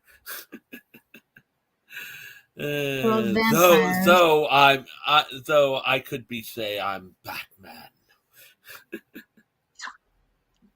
Well, if you're Batman, I'm Buttman. Oh my God, Tessa! While we were on break, I was going on to my Facebook, and a lot of people were giving me shit. So I was sitting there going, bye bye.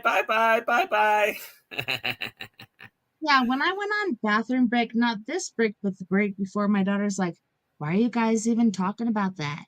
Blah blah blah. That's only 1%." I'm like, only 1% is accounted for.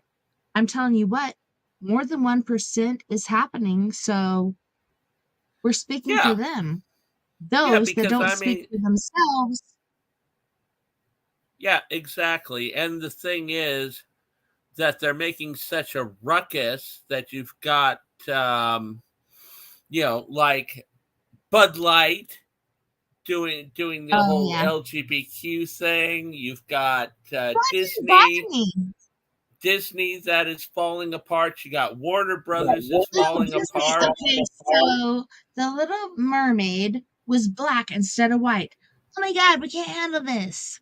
Bud Light, you're going from the white man going out there and shooting guns and to this transgender woman. Oh, it's so horrible. What are the other ones? Like, everything has been changing, and people don't like change, is what I'm assuming. Because they're just like, you're totally going against what I believe. And it's like, what it is that people wanted them to show respect to the source material. That's pretty much it. Yeah. A lot of the arguments. And the thing is that Disney years ago did a live action remake of one of their films, and they actually did it right. And the writer of it and director were woke, but you wouldn't be able to tell that it was written by a woke director or writer because it was subtle. It wasn't in your face like the way that they're doing it now. You know what film that was? It's not in your Tessa, face. do you know which live action Disney film was that? Little Mermaid? Beauty and the Beast. Oh. Yeah. Beauty and the Beast. They did subtle changes to the film, and that the problem nowadays is that they want to radically do this and say, oh my God, everything nowadays is about skin color and that, and not important things. That to me is ridiculous.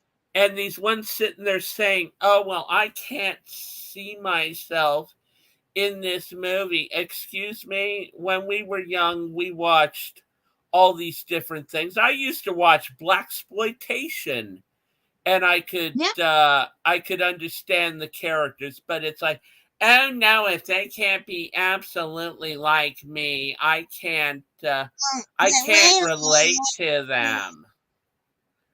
And it's gotten ridiculous.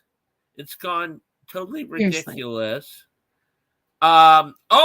But anyways, I wanted to get back to Barbie though, because I don't know if I told you about this. And it's plastic. It's fantastic. But the director of Barbie is having a complete and utter tizzy fit because there's been a bunch of articles about how men are embracing the Barbie movie because hidden in the Barbie movie is a positive message to men, because the story is about how Ken goes to the real world and he sees how men are treated in the real world, because the Kens are treated like slaves in the Barbie world, and they don't even have their own homes. They sleep out next to the pool with the Barbies, and their entire meaning to life is just to sit there and compliment the Barbies. But when Ken goes to the real world, he learns about how men and women can be equal, and he brings that back to Barbie world. And at the end, when he was doing like the Kinergy, he's like, I got the Kinergy. He's doing the Kinergy song, and and the thing is that he, at the end, the Barbies and the Kens become equals. And the director, is that possible? They go they see these, she saw this article and she's like, no, that isn't my movie. I didn't mean it that way. This was not positive for men. This was woke. This is for women. Men are pigs and all this. And it's like, Possible. This is not no. possible. And it's like, men, these articles are talking about how the Barbie movie is such a parody on woke, and the woke ones are screaming about how the Barbie movie is not, is bad for wokeness. Did you happen to hear that, Tessa? Mm-hmm. I heard it. Yeah, that is bad for wokeness. Yeah. I'm just sitting there laughing my ass off on that. The wokeness. Do not break the wokeness, because if you break the wokeness, it's going to break us up the cracks of our asses. So please do not. Yeah, break well, the I mean, seriously, Tessa, you're a Barbie. You're officially a Barbie. You got your own commercial and you're a Barbie now. Okay, so you said I was a fat ass Barbie. I'm like, I was watching that and I'm like, how does he see me in this person? I'm trying to figure it out. It's the face. I didn't know. It was the like face she had. I don't features. even connect with this shit. I don't know. I did not connect with her. I'm just like, you didn't connect with her? No. Oh my god! I love that. I'm sitting there going, "Oh my god, it's Tessa! She's got the same eyebrows as you, has the same eyes, and the same mouth." Eyes, same eyebrows, but what about the body and shit? Like, I was just like, oh well, two different people. I know. It's like from here on up, it's me. Here on down, it's not. And to me, it's just like, what the. But so I was just like, I watched it. I'm like, oh god, let's go, Barbie. Let's go, Barbie. Well, that's the thing. I mean, it's a cute little parody of you. You know what? I was just like, I saw it and I was like, okay, maybe the cowboy hat or something.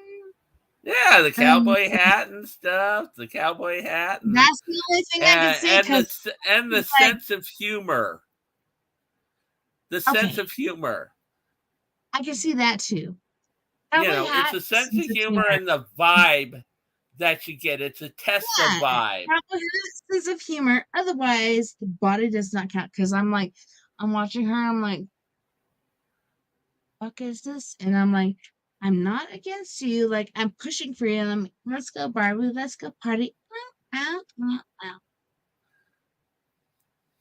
But I was just like, who is this me as a Barbie?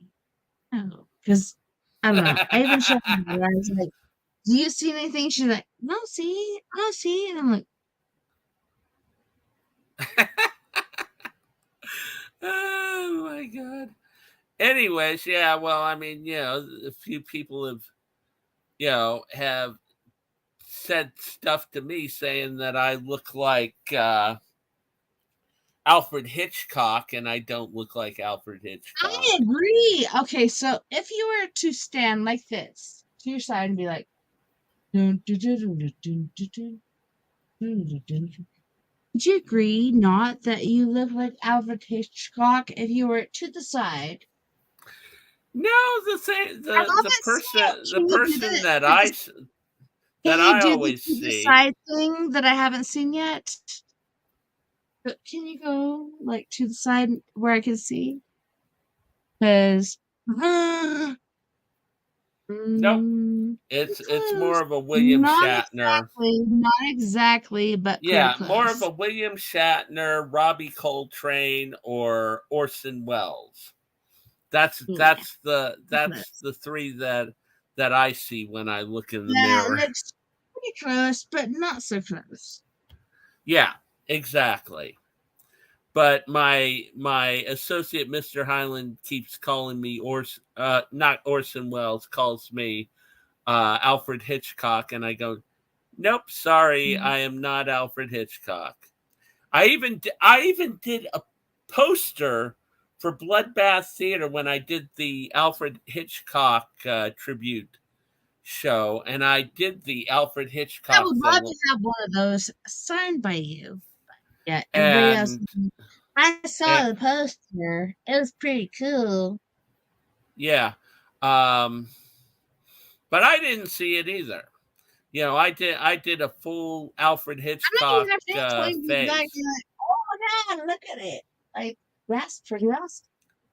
But you know, I mean, there was a, as I said, with the Barbie commercial, that was a Tessa feel to it. I could see you doing a parody like that.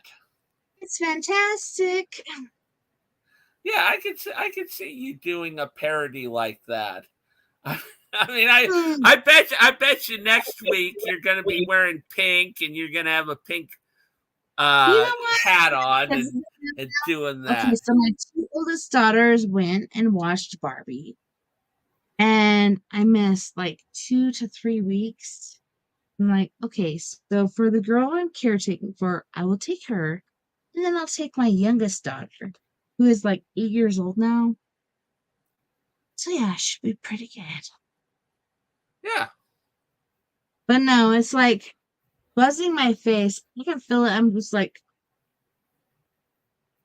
this is freaking weird. Barbie is gonna go on. Come on, Barbie, let's go party. Come on, Barbie, let's go party. Oh my God, Tessa! I also got another Barbie video for you that you'll love. It's goth couple goes to see Barbie on YouTube. Yes. Yeah, it is funny as shit. These are two goth people that I know, and they went to see Barbie and they did a video on it, and their theater had the Barbie box, and they took pictures of each other in the Barbie.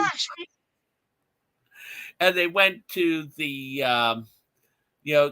they looked at the souvenirs for Barbie, and they're going, oh, lots of pink. Wow. So it's funny as hell watching that one. I'm telling you, dude. Like, these people are like, oh, well, they're doing this whole Barbie thing, so let's not fit into that. Let's just do their own general thing. And they're like, no, but seriously, I had this and this and this happen. Well, I had like some sort of poltergeist. I had this and this and that, yada yada. Show my shit. And they're like, oh well, I'm sorry.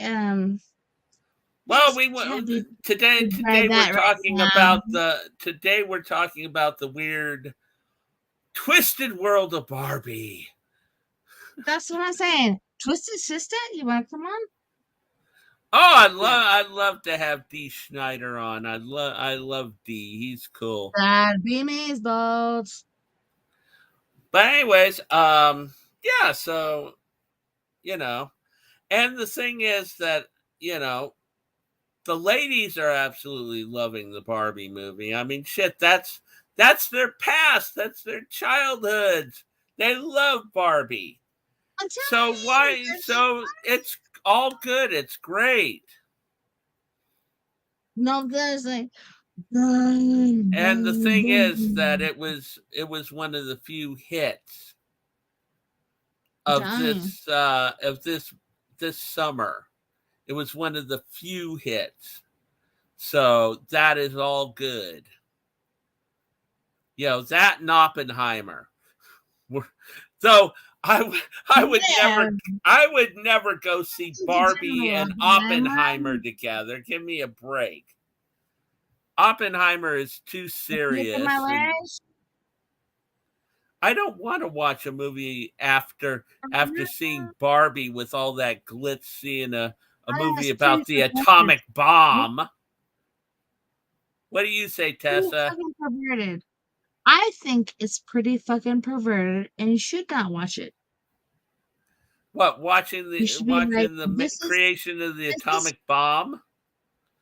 No, you should say this is for a later date. Yes, this is showing, but this is not accurate. And then later on you see it, and yes, the atomic bomb is going to blast off. And it goes repeatedly, bam, bam, bam, bam, bam. Guess what? There's other people that did that too, and it was much larger. I'm telling you, Will, these people have been cutting up our earth for a long time. A very, very, very long time. And it's just now registering for certain people. They're like, oh, well, look, here is this and this and that and that. Guess what? It happened a long time before. I'm telling you, this is not unintentional. This is intentional. That's just what I felt. Like, everybody's like, oh, I'm going to do bam, bam, bam, this, and that. Oh, nothing happened. And everybody's like I had before, like, oh, my hair is flying back. It's pretty amazing. No, it's not pretty amazing. It's this shit is happening. Bam, bam, bam, bam, bam. Spring. All these things going off, all these things flying up. Everybody's just like, ah. No, these things are fucking amazing. Yep. What am I missing? Like, to me, it's like, all this shit is happening. I don't know, I feel like things are changing. I don't know if you've seen it or felt it. Are these things changing? Oh, everything's changing. Exactly. Like, it's supposed to be like this and this and that and that, blah, blah. I'm like, this is why I'm not producing right now. Like, things are changing. Oh, no, it's not. Yes, it is. Like, seriously, dude. William. Mm-hmm. Is it changing or not? Like I'm saying, like, I've been looking at it, keeping track of it, blah, blah, blah. I'm like, this shit is changing. This shit is not changing. What the fuck is this? What? To me, it's so strange because it's alien. Generally, it would be the same thing we're used to. We're just like, chunk.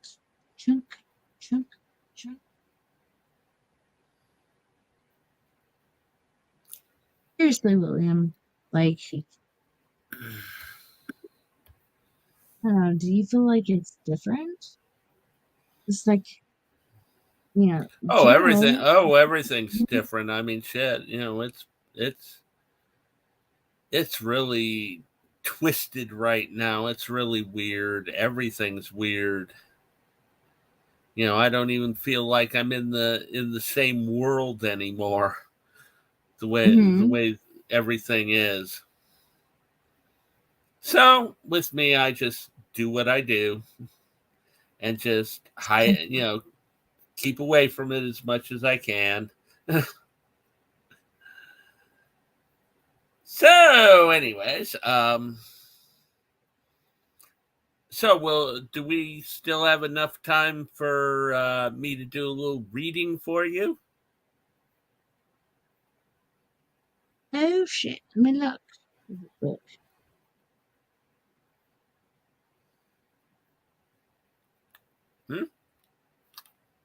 Yeah, we have about 40 minutes and 5 seconds left. If you'd like to read Cool. I'll do a little reading for you, and I can get your opinion on this piece. What I'm going to read for you is the beginning of my story. Remember, I told you about the one about the ghost pit bull? Mm-hmm. Yeah. So we're going to be doing the story of Nobby the pit bull. Probably not going to get to the Nobby part, but I'll let the fans, you know, once I have the story done, it'll be coming out on my website, and I'll be putting out Mhm. links to it. So, anyways, here we go. I'm just All right. grabbing my glasses because I am losing my sight, believe it or not. Hmm. And I'll get down here, get close. Alrighty. The Dog Day, A Devlin Dark Tale by Moi. Alrighty, here we go. Even God's chosen demon fighter once in a while gets time off. Unfortunately, in this case, it came with my dear brother and driver Damon getting the crap kicked out of him by some white supremacist mohawk hairdo assholes and their political views obviously by the neo-Nazi tattoos that covered their arms and necks, who had issues with his choice of sex partners. Anyways, he ended up in the hospital with casts on both his arms and legs. Also, he was drinking out of a straw since the rotten fucks broke his jaw as well. The poor bugger looked a real mess. Thank God that the Catholic Church was paying the bills. That was actually the amusing Definitely. part, given Mhm. their long-standing views on gay people. It's actually nice to have an open-minded pope for once. Yeah? Dude, I'm telling you. I just cut off like 6 inches of my hair, and I can't tell you how freeing this feels. Hmm. It feels super awesome. Alrighty. So I found myself stuck in a rather quaint, not little Bible Belt town, which was laughingly called Hope, until my dear brother Really? was recovered enough to drive us the hell out. If I could have, I'd have driven us both out once he was out of the hospital, but neither one of us wanted to risk having me behind the wheel. Oh no, that would be a definite traffic accident waiting to happen. I managed to find me an affordable apartment with what could be roughly described as having a functioning kitchen and a workable bathroom at the Imperial Mhm. Palace Apartments. Unlike its palatial name, this luxury lodging was an old, worn looking brick building in the middle of the ghetto part of town. God bless you, Archbishop Kramer. I never said the church was particularly generous when it God came bless to you and food you and and you. lodgings for their warriors in the battle against hell. For the most part, it was creaky, lumpy beds and dollar menu meals. What can I say is with most jobs, it's the perks that count in the end. Not with this job. Right? Hold on. Of course, I had to realize that I needed a bit of suffering to help cleanse my eternal soul after the tragic events 18 years ago at the LaRue house. Really can't ever forget that. As far as the brew house goes. One real advantage of the situation was that my annoying guardian angel, Vernon, kept a rather low profile during this time. What a blessing. Of course, he did make a short appearance to put in his 2 cents after I got here. It was a couple of days after I arrived when I was numbing myself at Amy's bar, which was conveniently at the end of the block near where I was staying. The winged mood killer showed up beside me and startled the shit out of me. Hold on. Okay. Shouldn't you be with your brother? The bald-headed beanpole in the white suit and tie asked in his usual monotone. Giving him moral support or whatever you humans do in situations like this. Like he gave a flying fuck. I let out a frustrated sigh. All I would be doing is sitting around being bored and watching TV because they got him so drugged up he wouldn't even know I was there. I'd rather get myself medicated here instead. I downed my shot and motioned to the muscular, tattooed, dark-haired goth lady bartender for a refill. She came over and refilled my shot glass without questioning me about talking to myself, given that Vernon was invisible or was visible only to me. He's right there in bed right now.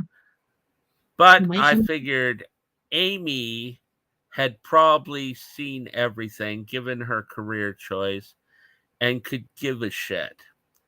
The smirk on her black lips spoke volumes. I am telling you. Vernon, don't you have something better to do than bug me? I asked Vernon, releasing another sigh. After all, with Damon down, we're off the clock. Why don't you go find yourself a nice, sexy, emotionless lady angel with a matching stick up her backside and do some cloud seeding or whatever you angels do for fun? Angels don't have fun, he told me with a bland look on his face. Knowing you as long as I have no doubt about that, I admitted before downing my shot yet again. I'm telling you, he comes out when he's mentioned, he's like, hey, what's happening? And human, we are never off the clock because the adversary never is.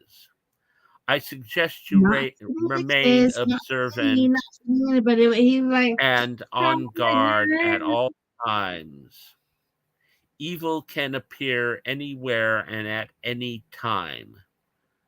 With that, Vernon disappeared, and I motioned to my goth angel for another refill.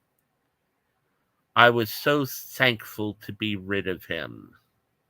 Amusingly, the spirit of my former girlfriend, Carol, who was stuck being my spiritual guide and representative of the trapped spirits of the paranormal team I massacred while demon-possessed, would periodically show up to check up on me. Most of the time, this would occur when I was sitting at the bar in the middle of one of my drinking sessions, which was a daily thing. She would just stare at me with disapproval, shake her head, and thankfully simply fade away. I didn't need her lecturing me as well as Vernon. A couple of times when she would do this, I had the urge to go off on her and remind her in no uncertain terms that it wasn't my fault we were stuck in this junk heap of a town, but I knew that doing this would only make me look like a complete nutcase to the other drunks that filled the bar. But honestly, from the quality of the regulars, I doubted they'd even notice. Still, I remained silent. I didn't want to get Carol any more pissed at me than she already was. I believe I kind of owe it to her because, after all, she died by hanging herself because the demon possessing me convinced her that he would release me if she sacrificed herself. Unfortunately, she had forgotten that you never make deals with demons because they never keep their word. Thankfully, her death gave me the strength to kick the demon out of my body on my own. But that is another story to tell at another time. It's like, come celebrate, come celebrate, come celebrate.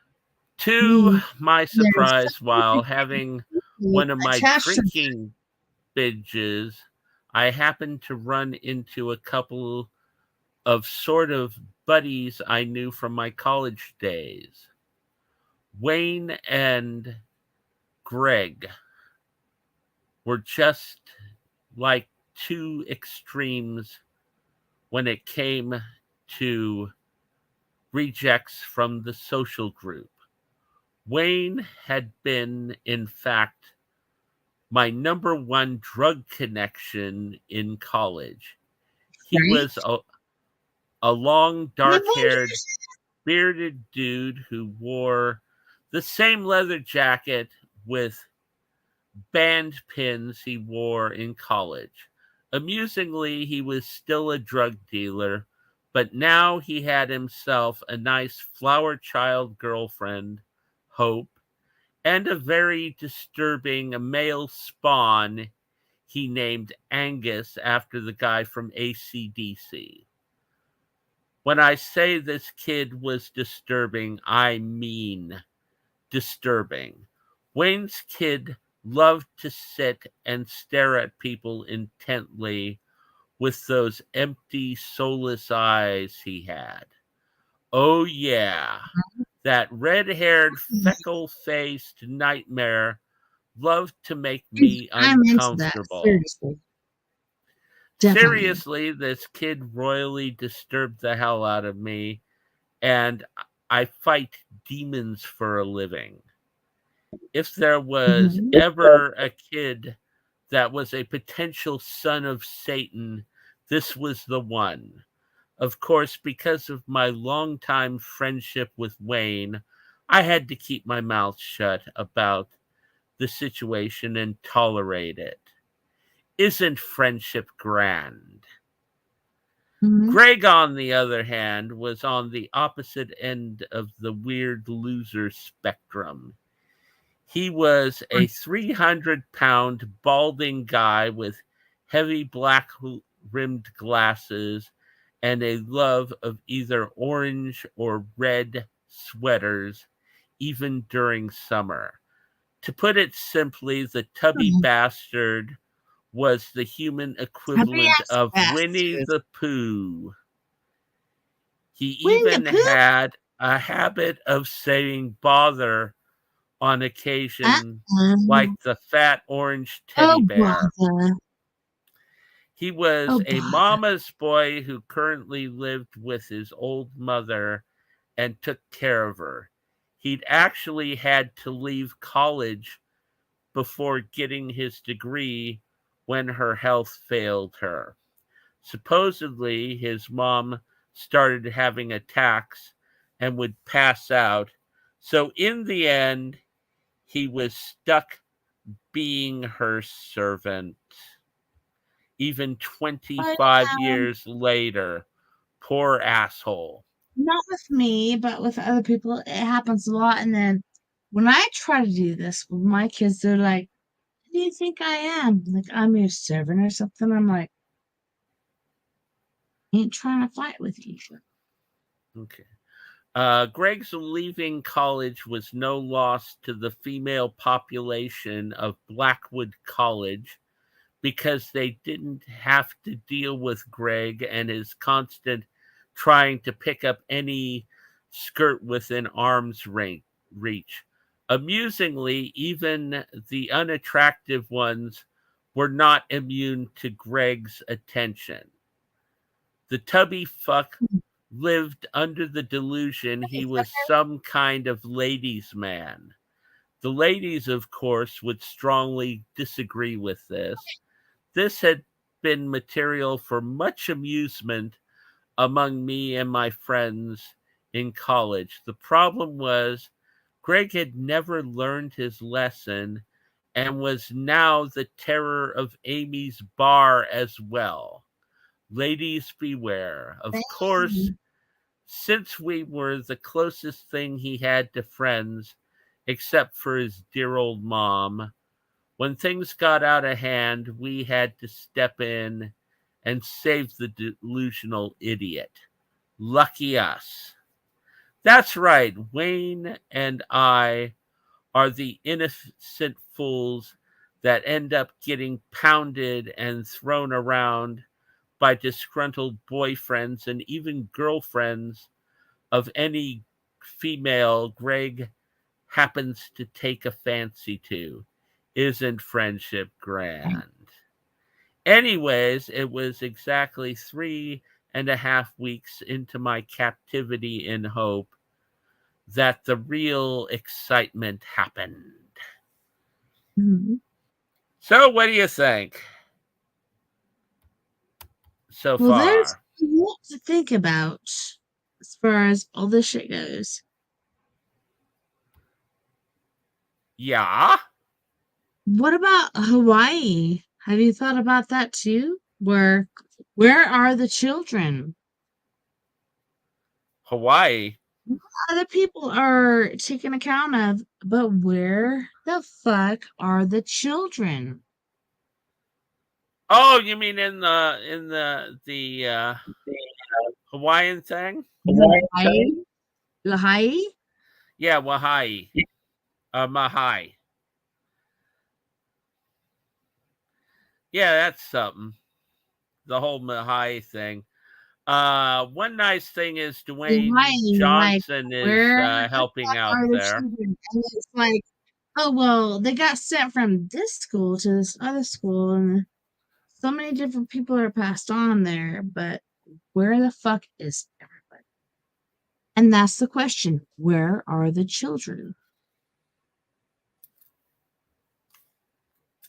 Oh, the children of Mahai? China. I don't, the thing is that if I recall, the families are all together. At least the families that survived, the I've living seen children. one fucking family, and one family, she's like, oh, I'm so afraid.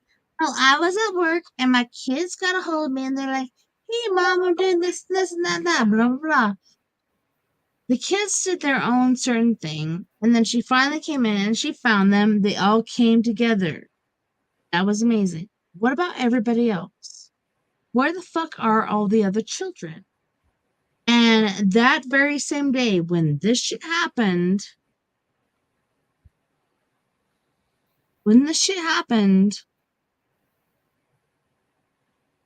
kids were stuck at home. Their parents were working. They were home alone.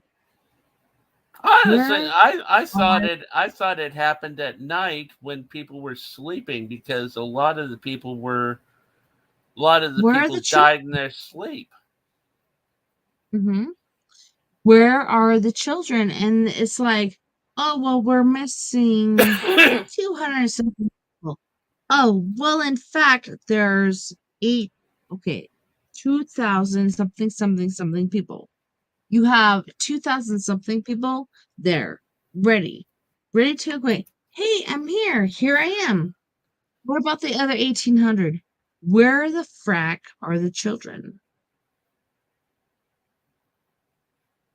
I have no idea. It's insane. The thing is that I they're know, still and it's trying to crazy to find me. bodies. Exactly, and a lot of places, like, it's like instead of being burned, it's at the temperature where you are being fragmented, like, sh- you're burnt down to ashes, so you're being disintegrated. What is it called? Cremated. Cremated. So you're being cremated. Yeah. Yeah, that's a That. problem. Well, my father, he did not want to be cremated. He wanted to be buried, but I'm like, sorry, Dad, I'm gonna cremate you.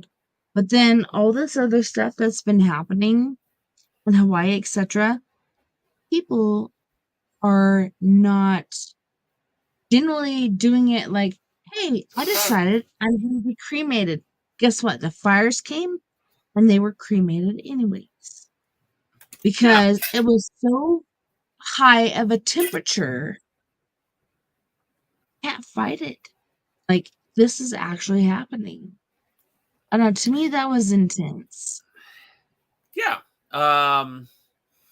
Yeah, because it was weird. In some areas, they were cremated. In other ones, they were actually still intact. And, Hmm. I mean, I heard this story about this one woman who came back to the remains of her house and found her husband and the family dog still laying in the bedroom. They were burned down to skeletons, but they were there. Well, were they there or was it ashes? I don't know. There's a lot of Well, there people was that have been. ashes, but there was also bone. So the skin and everything was burned away, and there was skeletal remains. Right. But it was different in all different areas, and it's like weird the way that this happened. It was very off and on. It was like, how you deal with tornadoes, how it was worse in certain areas than it was other areas. That was always interesting Right. about it. I don't know, it's hard to say because a lot of people are thrown into things that they're not used to. And the other people are like, oh, this is this is what I'm supposed to do. So that's pretty intriguing. But And were you aware, Tessa, that only half of the island got burned? The other no, half of the I'm island, serious. Like, the part of the it island was like that hit and miss, hit and miss. was hotels, they still had water and they were still fine, whereas the I'll have people to in do the my other outro. part, uh, that one guy didn't even put out the fire Dude, alarm. the governor, the mayor, whatever the fuck, like, these guys are not doing the job they're supposed to fucking do. But No, and the nothing. emergency guy, he basically he goes, I quit, and he says, I don't, I think that I did right not turning on the emergency alarms. And it's like, you asshole. I couldn't believe that shit. Those people, a lot of those people could have been saved And if you just hit that alarm. Oh no, they would have ran into the fire. Oh bullshit. no, I'm That just saying thank you so much to everyone on We Are Paradox Media's Living on the Rockies. It was a pleasure having you tonight. And thank you to all of our friends on We Are Paradox Media's Facebook, Keeping All Radio, Twitter, Spreaker, iHeartRadio, wherever the frack you are, be on the Omniverse tonight. It's been a wonderful time. And I can't wait to do it again tomorrow night, next week. We are Paradox Media, joined by special guests. Storytime, me, Tessa TNT. Hopefully you're here too when that comes up. Don't forget, we are all in this together. Together, we can make the world a little better. And together, my friends, we are Paradox Media because there is no us. Oh, yeah. Oh, yeah. Oh, yeah.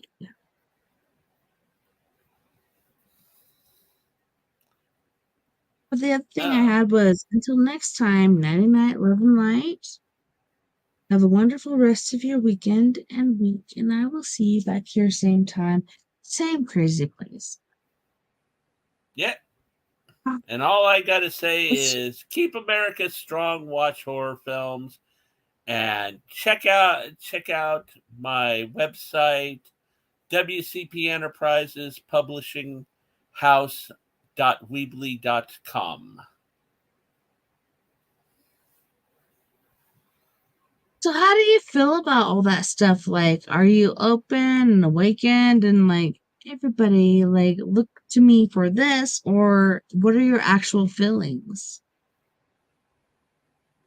Oh, are you talking to me? Yes. Oh, I'm disgusted with the whole Hawaiian thing. You know, I think the people did wrong, and you know, I honestly think that emergency guy he got paid off because are you talking about the governor or the mayor? Like, seriously, I'm like, what the fuck is wrong with you guys? And he has this like background guy, and he's like, oh well, you want to ask that question? Maybe we should do this, something else than this. And I'm like, are you fucking serious? Like, what the hell is wrong with you? yeah, well, It's a simple question. Where are the children? Where are the children? And they're like, oh no, we can't have this. We can't have this question. We have to leave now. Yeah, well, one thing because I haven't. I noticed is that it ended up taking President Biden stepping in because all these investors and stuff were going to buy out the people, the survivors, and try to take their land. And the thing is that those did you see what happened? are native Hawaiians, and it's bullshit. You know, that they wanted to take away their historical land. They wanted to pay them off. These people want to come back, and they want to bring back their land. Seriously. And all these people are being driven out. And there was even one person who was like, he's on his way to a funeral. And he's like, oh, well, I see an officer over here. So I'm going to pull over really quick. And I'm going to ask, what is the law that you have where I can't pull over here and take pictures and make note, blah, blah, blah? What is your badge number? What is your name? What is this? What is that? She would not answer anything. She just walked away all fucking cocky and pissed off. She didn't answer shit. Who the fuck are you? She wouldn't answer. And then she called over 3 different other guys. They came through. Finally, there was answers, but I think it was the last 2. So the first chick, no answers. The one that was there originally. And she got him for not having a front plate on his vehicle. Guess what? She didn't have one on hers either. Who the fuck are you? Yeah, she didn't have it. And she's like, oh, well, you're going to get, asking questions as far as the only reason he pulled over, he was on the way to a funeral.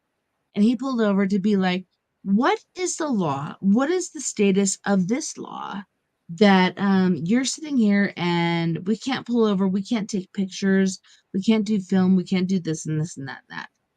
Would not answer. And then he's like, what's your badge number? What's this? What's this? What's that? What's that? He had a film, open film, which showed the front of her vehicle. No fucking plate. Guess what? He got a ticket for no plate. He had no plate. Neither did she. So how the heck can she do that? And I don't know, to me it's pretty weird. She has no plate, but at the same time she's saying he has no plate. So he has no plate, and I don't know, it's super weird. And as far as I've seen, as far as the government goes, as far as equality goes, etc., shit is happening in Lahaina. Shit is happening all over Hawaii. There's different jurisdictions, different places you can be. This is not okay. The main question is, where are the children? They go across everything else. Oh, we have this and this and that and that and blah, blah. Where the fuck are the children? So I've seen two out of thousands of children. Where are the children? Have you seen anything as far as that goes? No, not really. They've been keeping a very, the narrative that they've been presenting has been a lot different. They've been more busy talking about Oprah and Wayne Johnson coming to help than actually dealing with what the regular people are going through. Shit. They had all this on Biden coming over there and that, but you're not really seeing too much. What I'm seeing is that the entire island, that portion of the island, is nothing but ash. That there's no trees left or anything. Yeah, it's pretty much disintegrated. And, people have been moved over to the mainland and put in emergency shelter areas, and they're not really getting any idea of what's going to happen with their own properties and that. I mean, one nice thing is that Biden will not let anyone buy out their properties or that. He's trying to get people to come in and actually start work and try to help fix the area and give them a home again. Because as they said, this is their tribal and their cultural land, and they're connected to it, and they don't want to leave. They want to come back and resettle. So I don't know what's going to happen with that. Seriously, okay, look at Joe Biden. William, have you really looked at Joe Biden and been like, oh, well, that's the same guy, or is it a different guy? So we've heard different theories as far as this is the original Joe Biden. This one's a little different. Like, not only is his face different, but his earlobes are connected differently. Do you really believe that this is the same Joe Biden? I have no idea because I haven't heard that. Yeah, before he And had his earlobes like separated, and then second time they were connected. People didn't know, people didn't care, and it's weird. Sorry. But it's insane because there was the Joe Biden originally that was there, and he had his earlobe. So, okay, let me show you. His earlobes went around and around and up. There was like a little loop in his earbud, right? So there's his earlobe. It's like this. The other Joe Biden is like this. This was like this. The other one is like this. I'm telling you, there's clones. Never would have believed it before, but there's freaking clones. And they're taking over. And the last like 2 to 3 years is clone Biden instead of Joe Biden. Yes, Joe Biden originally, he's a fucking dumbass, okay? So don't really listen to a lot of what the fuck he says. But then Schmo Biden, make believe Joe Biden. I'm It's more weird, like I'm more anyways. worried about reptile Trump. Oh, guess what? Reptile Trump, he's going through all these phases of court and shit. He ain't even busy enough with this electoral progress, but Joe Biden, I'm telling you what, brother, Will. Yeah, well, actually, Biden isn't really doing much in regard to the election either. Of Did course, you he's see been that one busy. guy? Okay, so he's like the head of the reps, or I want to say recognizance, but there's diplomats and there's what? Anyways, they're like, hey, how's it gonna go in 2026? Are you gonna run again? He's like, I can't even think about that shit. He's like, no. He did not even want to think about it. Did you see how he froze up? He's just like,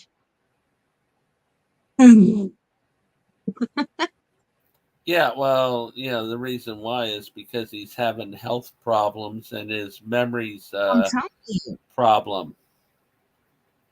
Not only did he have a stroke, but he don't even want to talk about that shit. He's just like, no,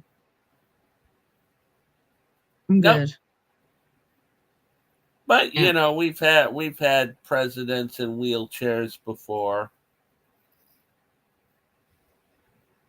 Yeah, but it's like everybody thinks like, oh, I'm gonna be on the stasis. It's gonna go on forever, and then all of a sudden they're like, oh, what about your election for 2026? And he's like, no, no. Otherwise, it's all good. But he's just like, what? I have to do that? No, no, you don't. But these other people over here might want to. You know what I'm saying? Like, he was just like,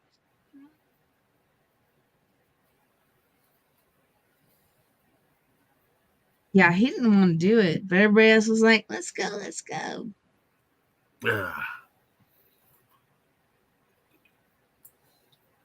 To me, it was kind of funny.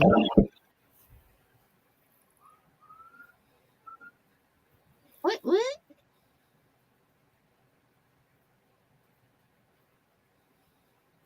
But yeah, that one guy, man, I can't believe, I have all the timers, so I can't remember his name, but he's the main guy for the Republican Party. He's like, yeah, I'm here to answer questions, blah, blah, blah. And they're like, oh, what about running for the 2026? And he's like,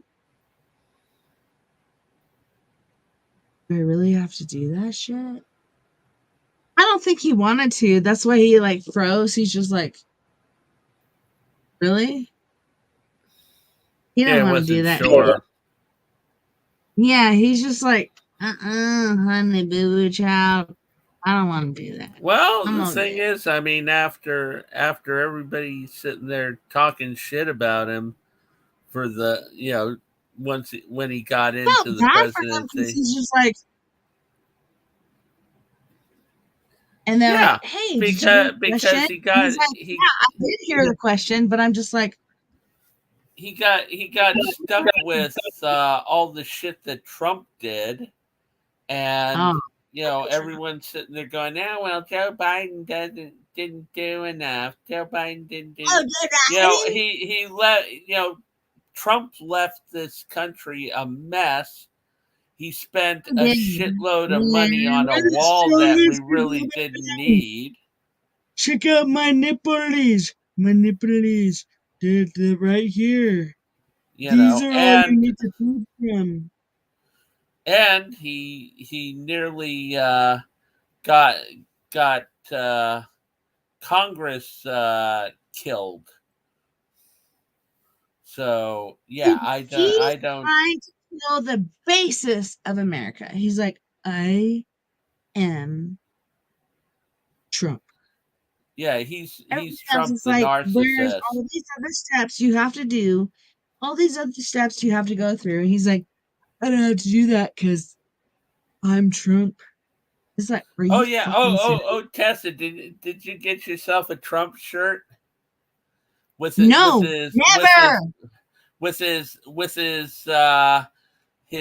picture on it.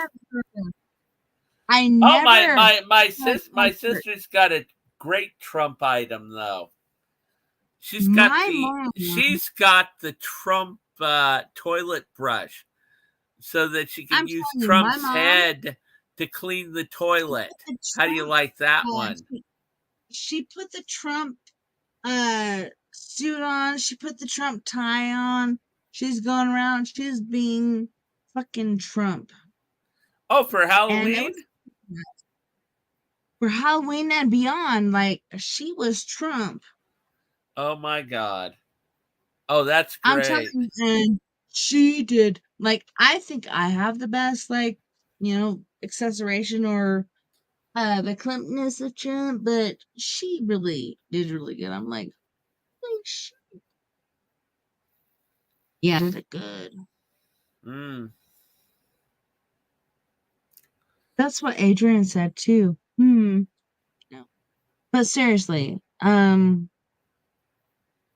she believes in Trump, and I'm still here. I'm still looking at other people, and I can't stand that woman. She's like, blah, blah, blah, blah, blah, blah. So many different people. You know who I like? It starts with a Z. I can't remember his name. He's pretty freaking awesome. Starts with a Z. I could look it up here. Like, wait. I don't know. My buddy Rich, Rich and Derek, they like Trump, and it's like, why? And Rich goes and our buddy Rich, he does his show with the Make America Strong hat on a couple of times. Yeah, Make America Great Again. Yeah. Nope. No, I'd rather I'd rather have the my sister didn't I wanted one, but my sister didn't get me a Trump toilet brush. Yeah. Oh wow, that's what I really look forward to. Fuck that. Oh yeah, cleaning the toilet with Trump. Oh, I'd love that. Sitting there cleaning the toilet with this little Trump. Yeah. Thursday. Yeah, I couldn't believe that. Me neither. Like, to me, that's insane. What, a Trump toilet brush? No, like, just the whole Trump thing. And he's like, oh, well, they're saying this and they're saying that and blah, blah. He is fucking guilty. Oh, of course he's guilty. Everybody. Whether you're grabbing somebody by the pussy or any whatever the fuck any you're doing. person with a reasonable brain would know that that he's guilty as shit. Oh, dude. Oh my He is. god. And he bragged about it. He's like, oh, well, yeah, just grab him by the pussy. Ain't nobody gonna say no. And my daughter, who is only 7, almost 8 years old, no means no. No means no. I'm like, I've heard that Good before, job. and that's true. No means no. Why the fuck is Trump trying to do this stuff? I don't know, dude. To me, Oh it's well, my pretty intriguing. mentor Harlan Ellison, believe it or not, in the middle of the Nova Awards, Mm-hmm. for writing, Yeah. he went and he pinched this female author on the tit. Dude, seriously, like my son Yeah. does that too, and I'm like, what? I get insulted, and it's like he was there before, shouldn't be insulting, but he hasn't been there in a long time. So when he does that, it is insulting. I'm like, what the fuck are you doing? Oh, I know. I think it's kind of like And what you're well, talking about. he did get in trouble for it, but the thing is that he still won the Nova Award. Mm-hmm. Yeah. And it's Pretty like, intriguing. I don't know. Well, Harlan was a bit of a misogynist, anyways. And the thing is that he was proud to be a misogynist. So Right? no big deal with anyone calling him a misogynist. He was proud of it, which is kind of funny. Right? I just want to thank you so much again for being my guest tonight. And where can our friends find you on We Are Products Media's Late Night on the Rock? Is like, what is the link or whatnot to find what you're putting out there? Oh, well, as I said, you can find my book publishing company, WCP Enterprises, at WCP Enterprises Publishing House.weebly.com. And you can find my main website where you can, it's like a hub site for everything me, at author William Pattison dash Eric Morse .weebly.com. Nice. Yeah, so there you can find my publishing house. You can find my everything, Facebook, all of it. So all good. Thank you so much once again for being here and for being my guest. It's been freaking awesome just to hear from you and all the things you're going through, basically with all this stuff. Yeah, well, it was fun. We didn't just stick to horror and stuff. We did a well-rounded show where we did multiple subjects, including Mr. Trump. I know we went above and beyond, but oh yeah, I know they're going to be screaming at us. I know, I know that one, and we're going to be laughing our ways. Media's Facebook, Keeping All Radio, Twitter, Spreaker, iHeartRadio, wherever else beyond the Omniverse we were talking about. Is there anybody that you need to send an extra message or let them know everything's okay? Because that's what I feel like. It's Hell okay, yeah. but at the same time, it's not like angina. Like, people are being flooded every fucking day. And everybody's like, oh, it's okay because these people don't matter. Well, because they're under a certain stasis of value as far as income and shit. So they don't matter. But these other people do. Like, what the heck is going on here? I don't know. To me, the world is going insane. What do you feel? Oh yeah, yeah, it's going insane. Yep, definitely.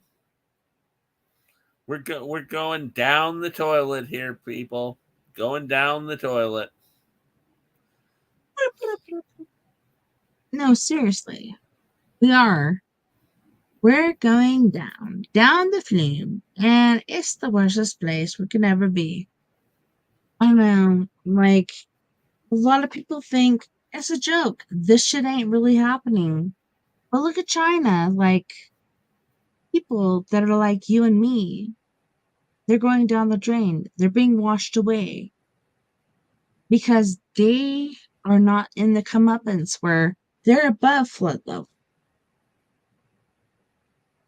I don't know, I Oh feel yeah. like everybody else is above flood level and they're being drowned. They're being washed out. Insane to me. I still don't get it.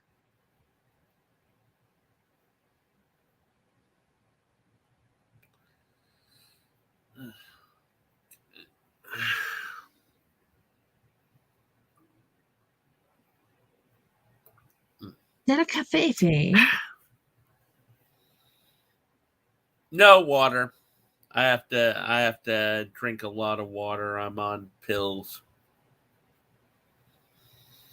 Mm. Well, I actually made coffee earlier and I have creamer in the fridge and I'm like, I had to turn off the coffee so it's not so hot. And I'm like, I Yeah, can't I wait to make I drank it. my coffee right at the beginning of, I pretty much after the first half hour of the show here, I had my cup of coffee already drank. So I've been drinking water ever since. That's Right? always fun. Uh, I have to say, William, I'm so grateful you were here tonight and so grateful you were able to share so many stories Interesting and views other and stuff things. and all that. All the fun. I'm so grateful you were here for all of that.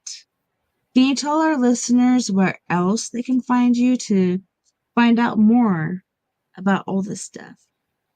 Oh, well, I mean, you can find me also on locals.com. The Wolfpack Presents at, Wolfpack Presents slash locals.com. That's our new home.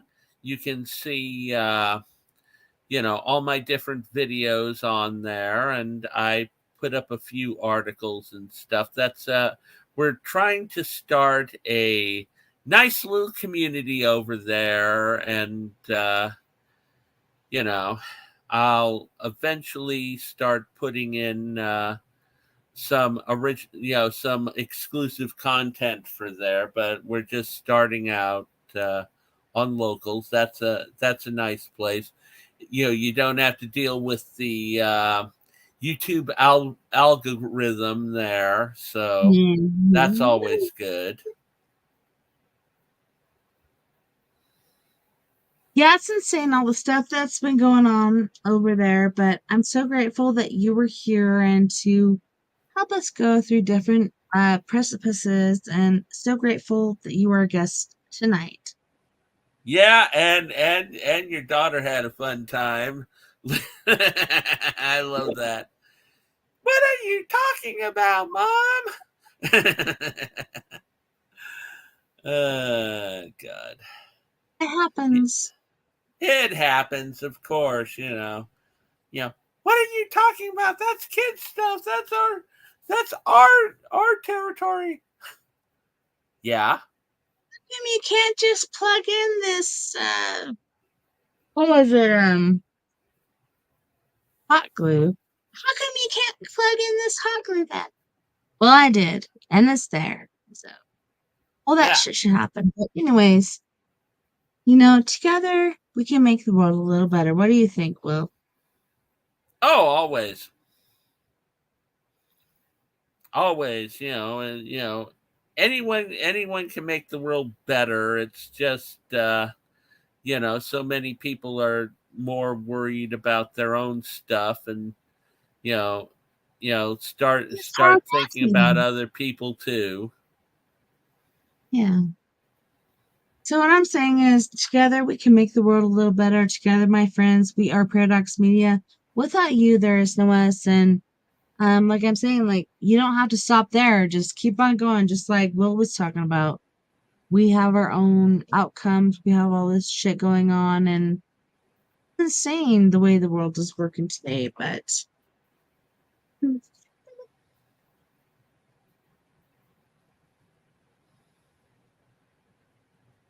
we are Paradox Media's Facebook, Keeping On Radio, Twitter, Speaker, iHeartRadio, and wherever else beyond the Omniverse you're listening tonight.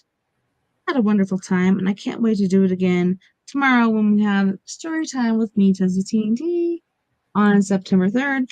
It's gonna be cool. September 3rd. Don't forget, and I know Mr. William won't, we're all in this together, and together we can make the world a little better.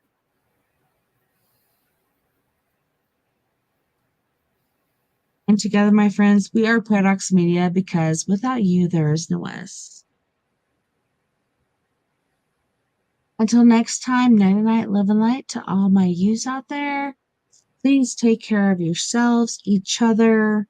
And if there's anything else out there we need to get a link to, please send it through. Like, we need to know, where do we put our funds through? Where do we do all this stuff that we need to do? Have a wonderful rest of your weekend. Night night, live and light, and I'll see you back here, same time, same place.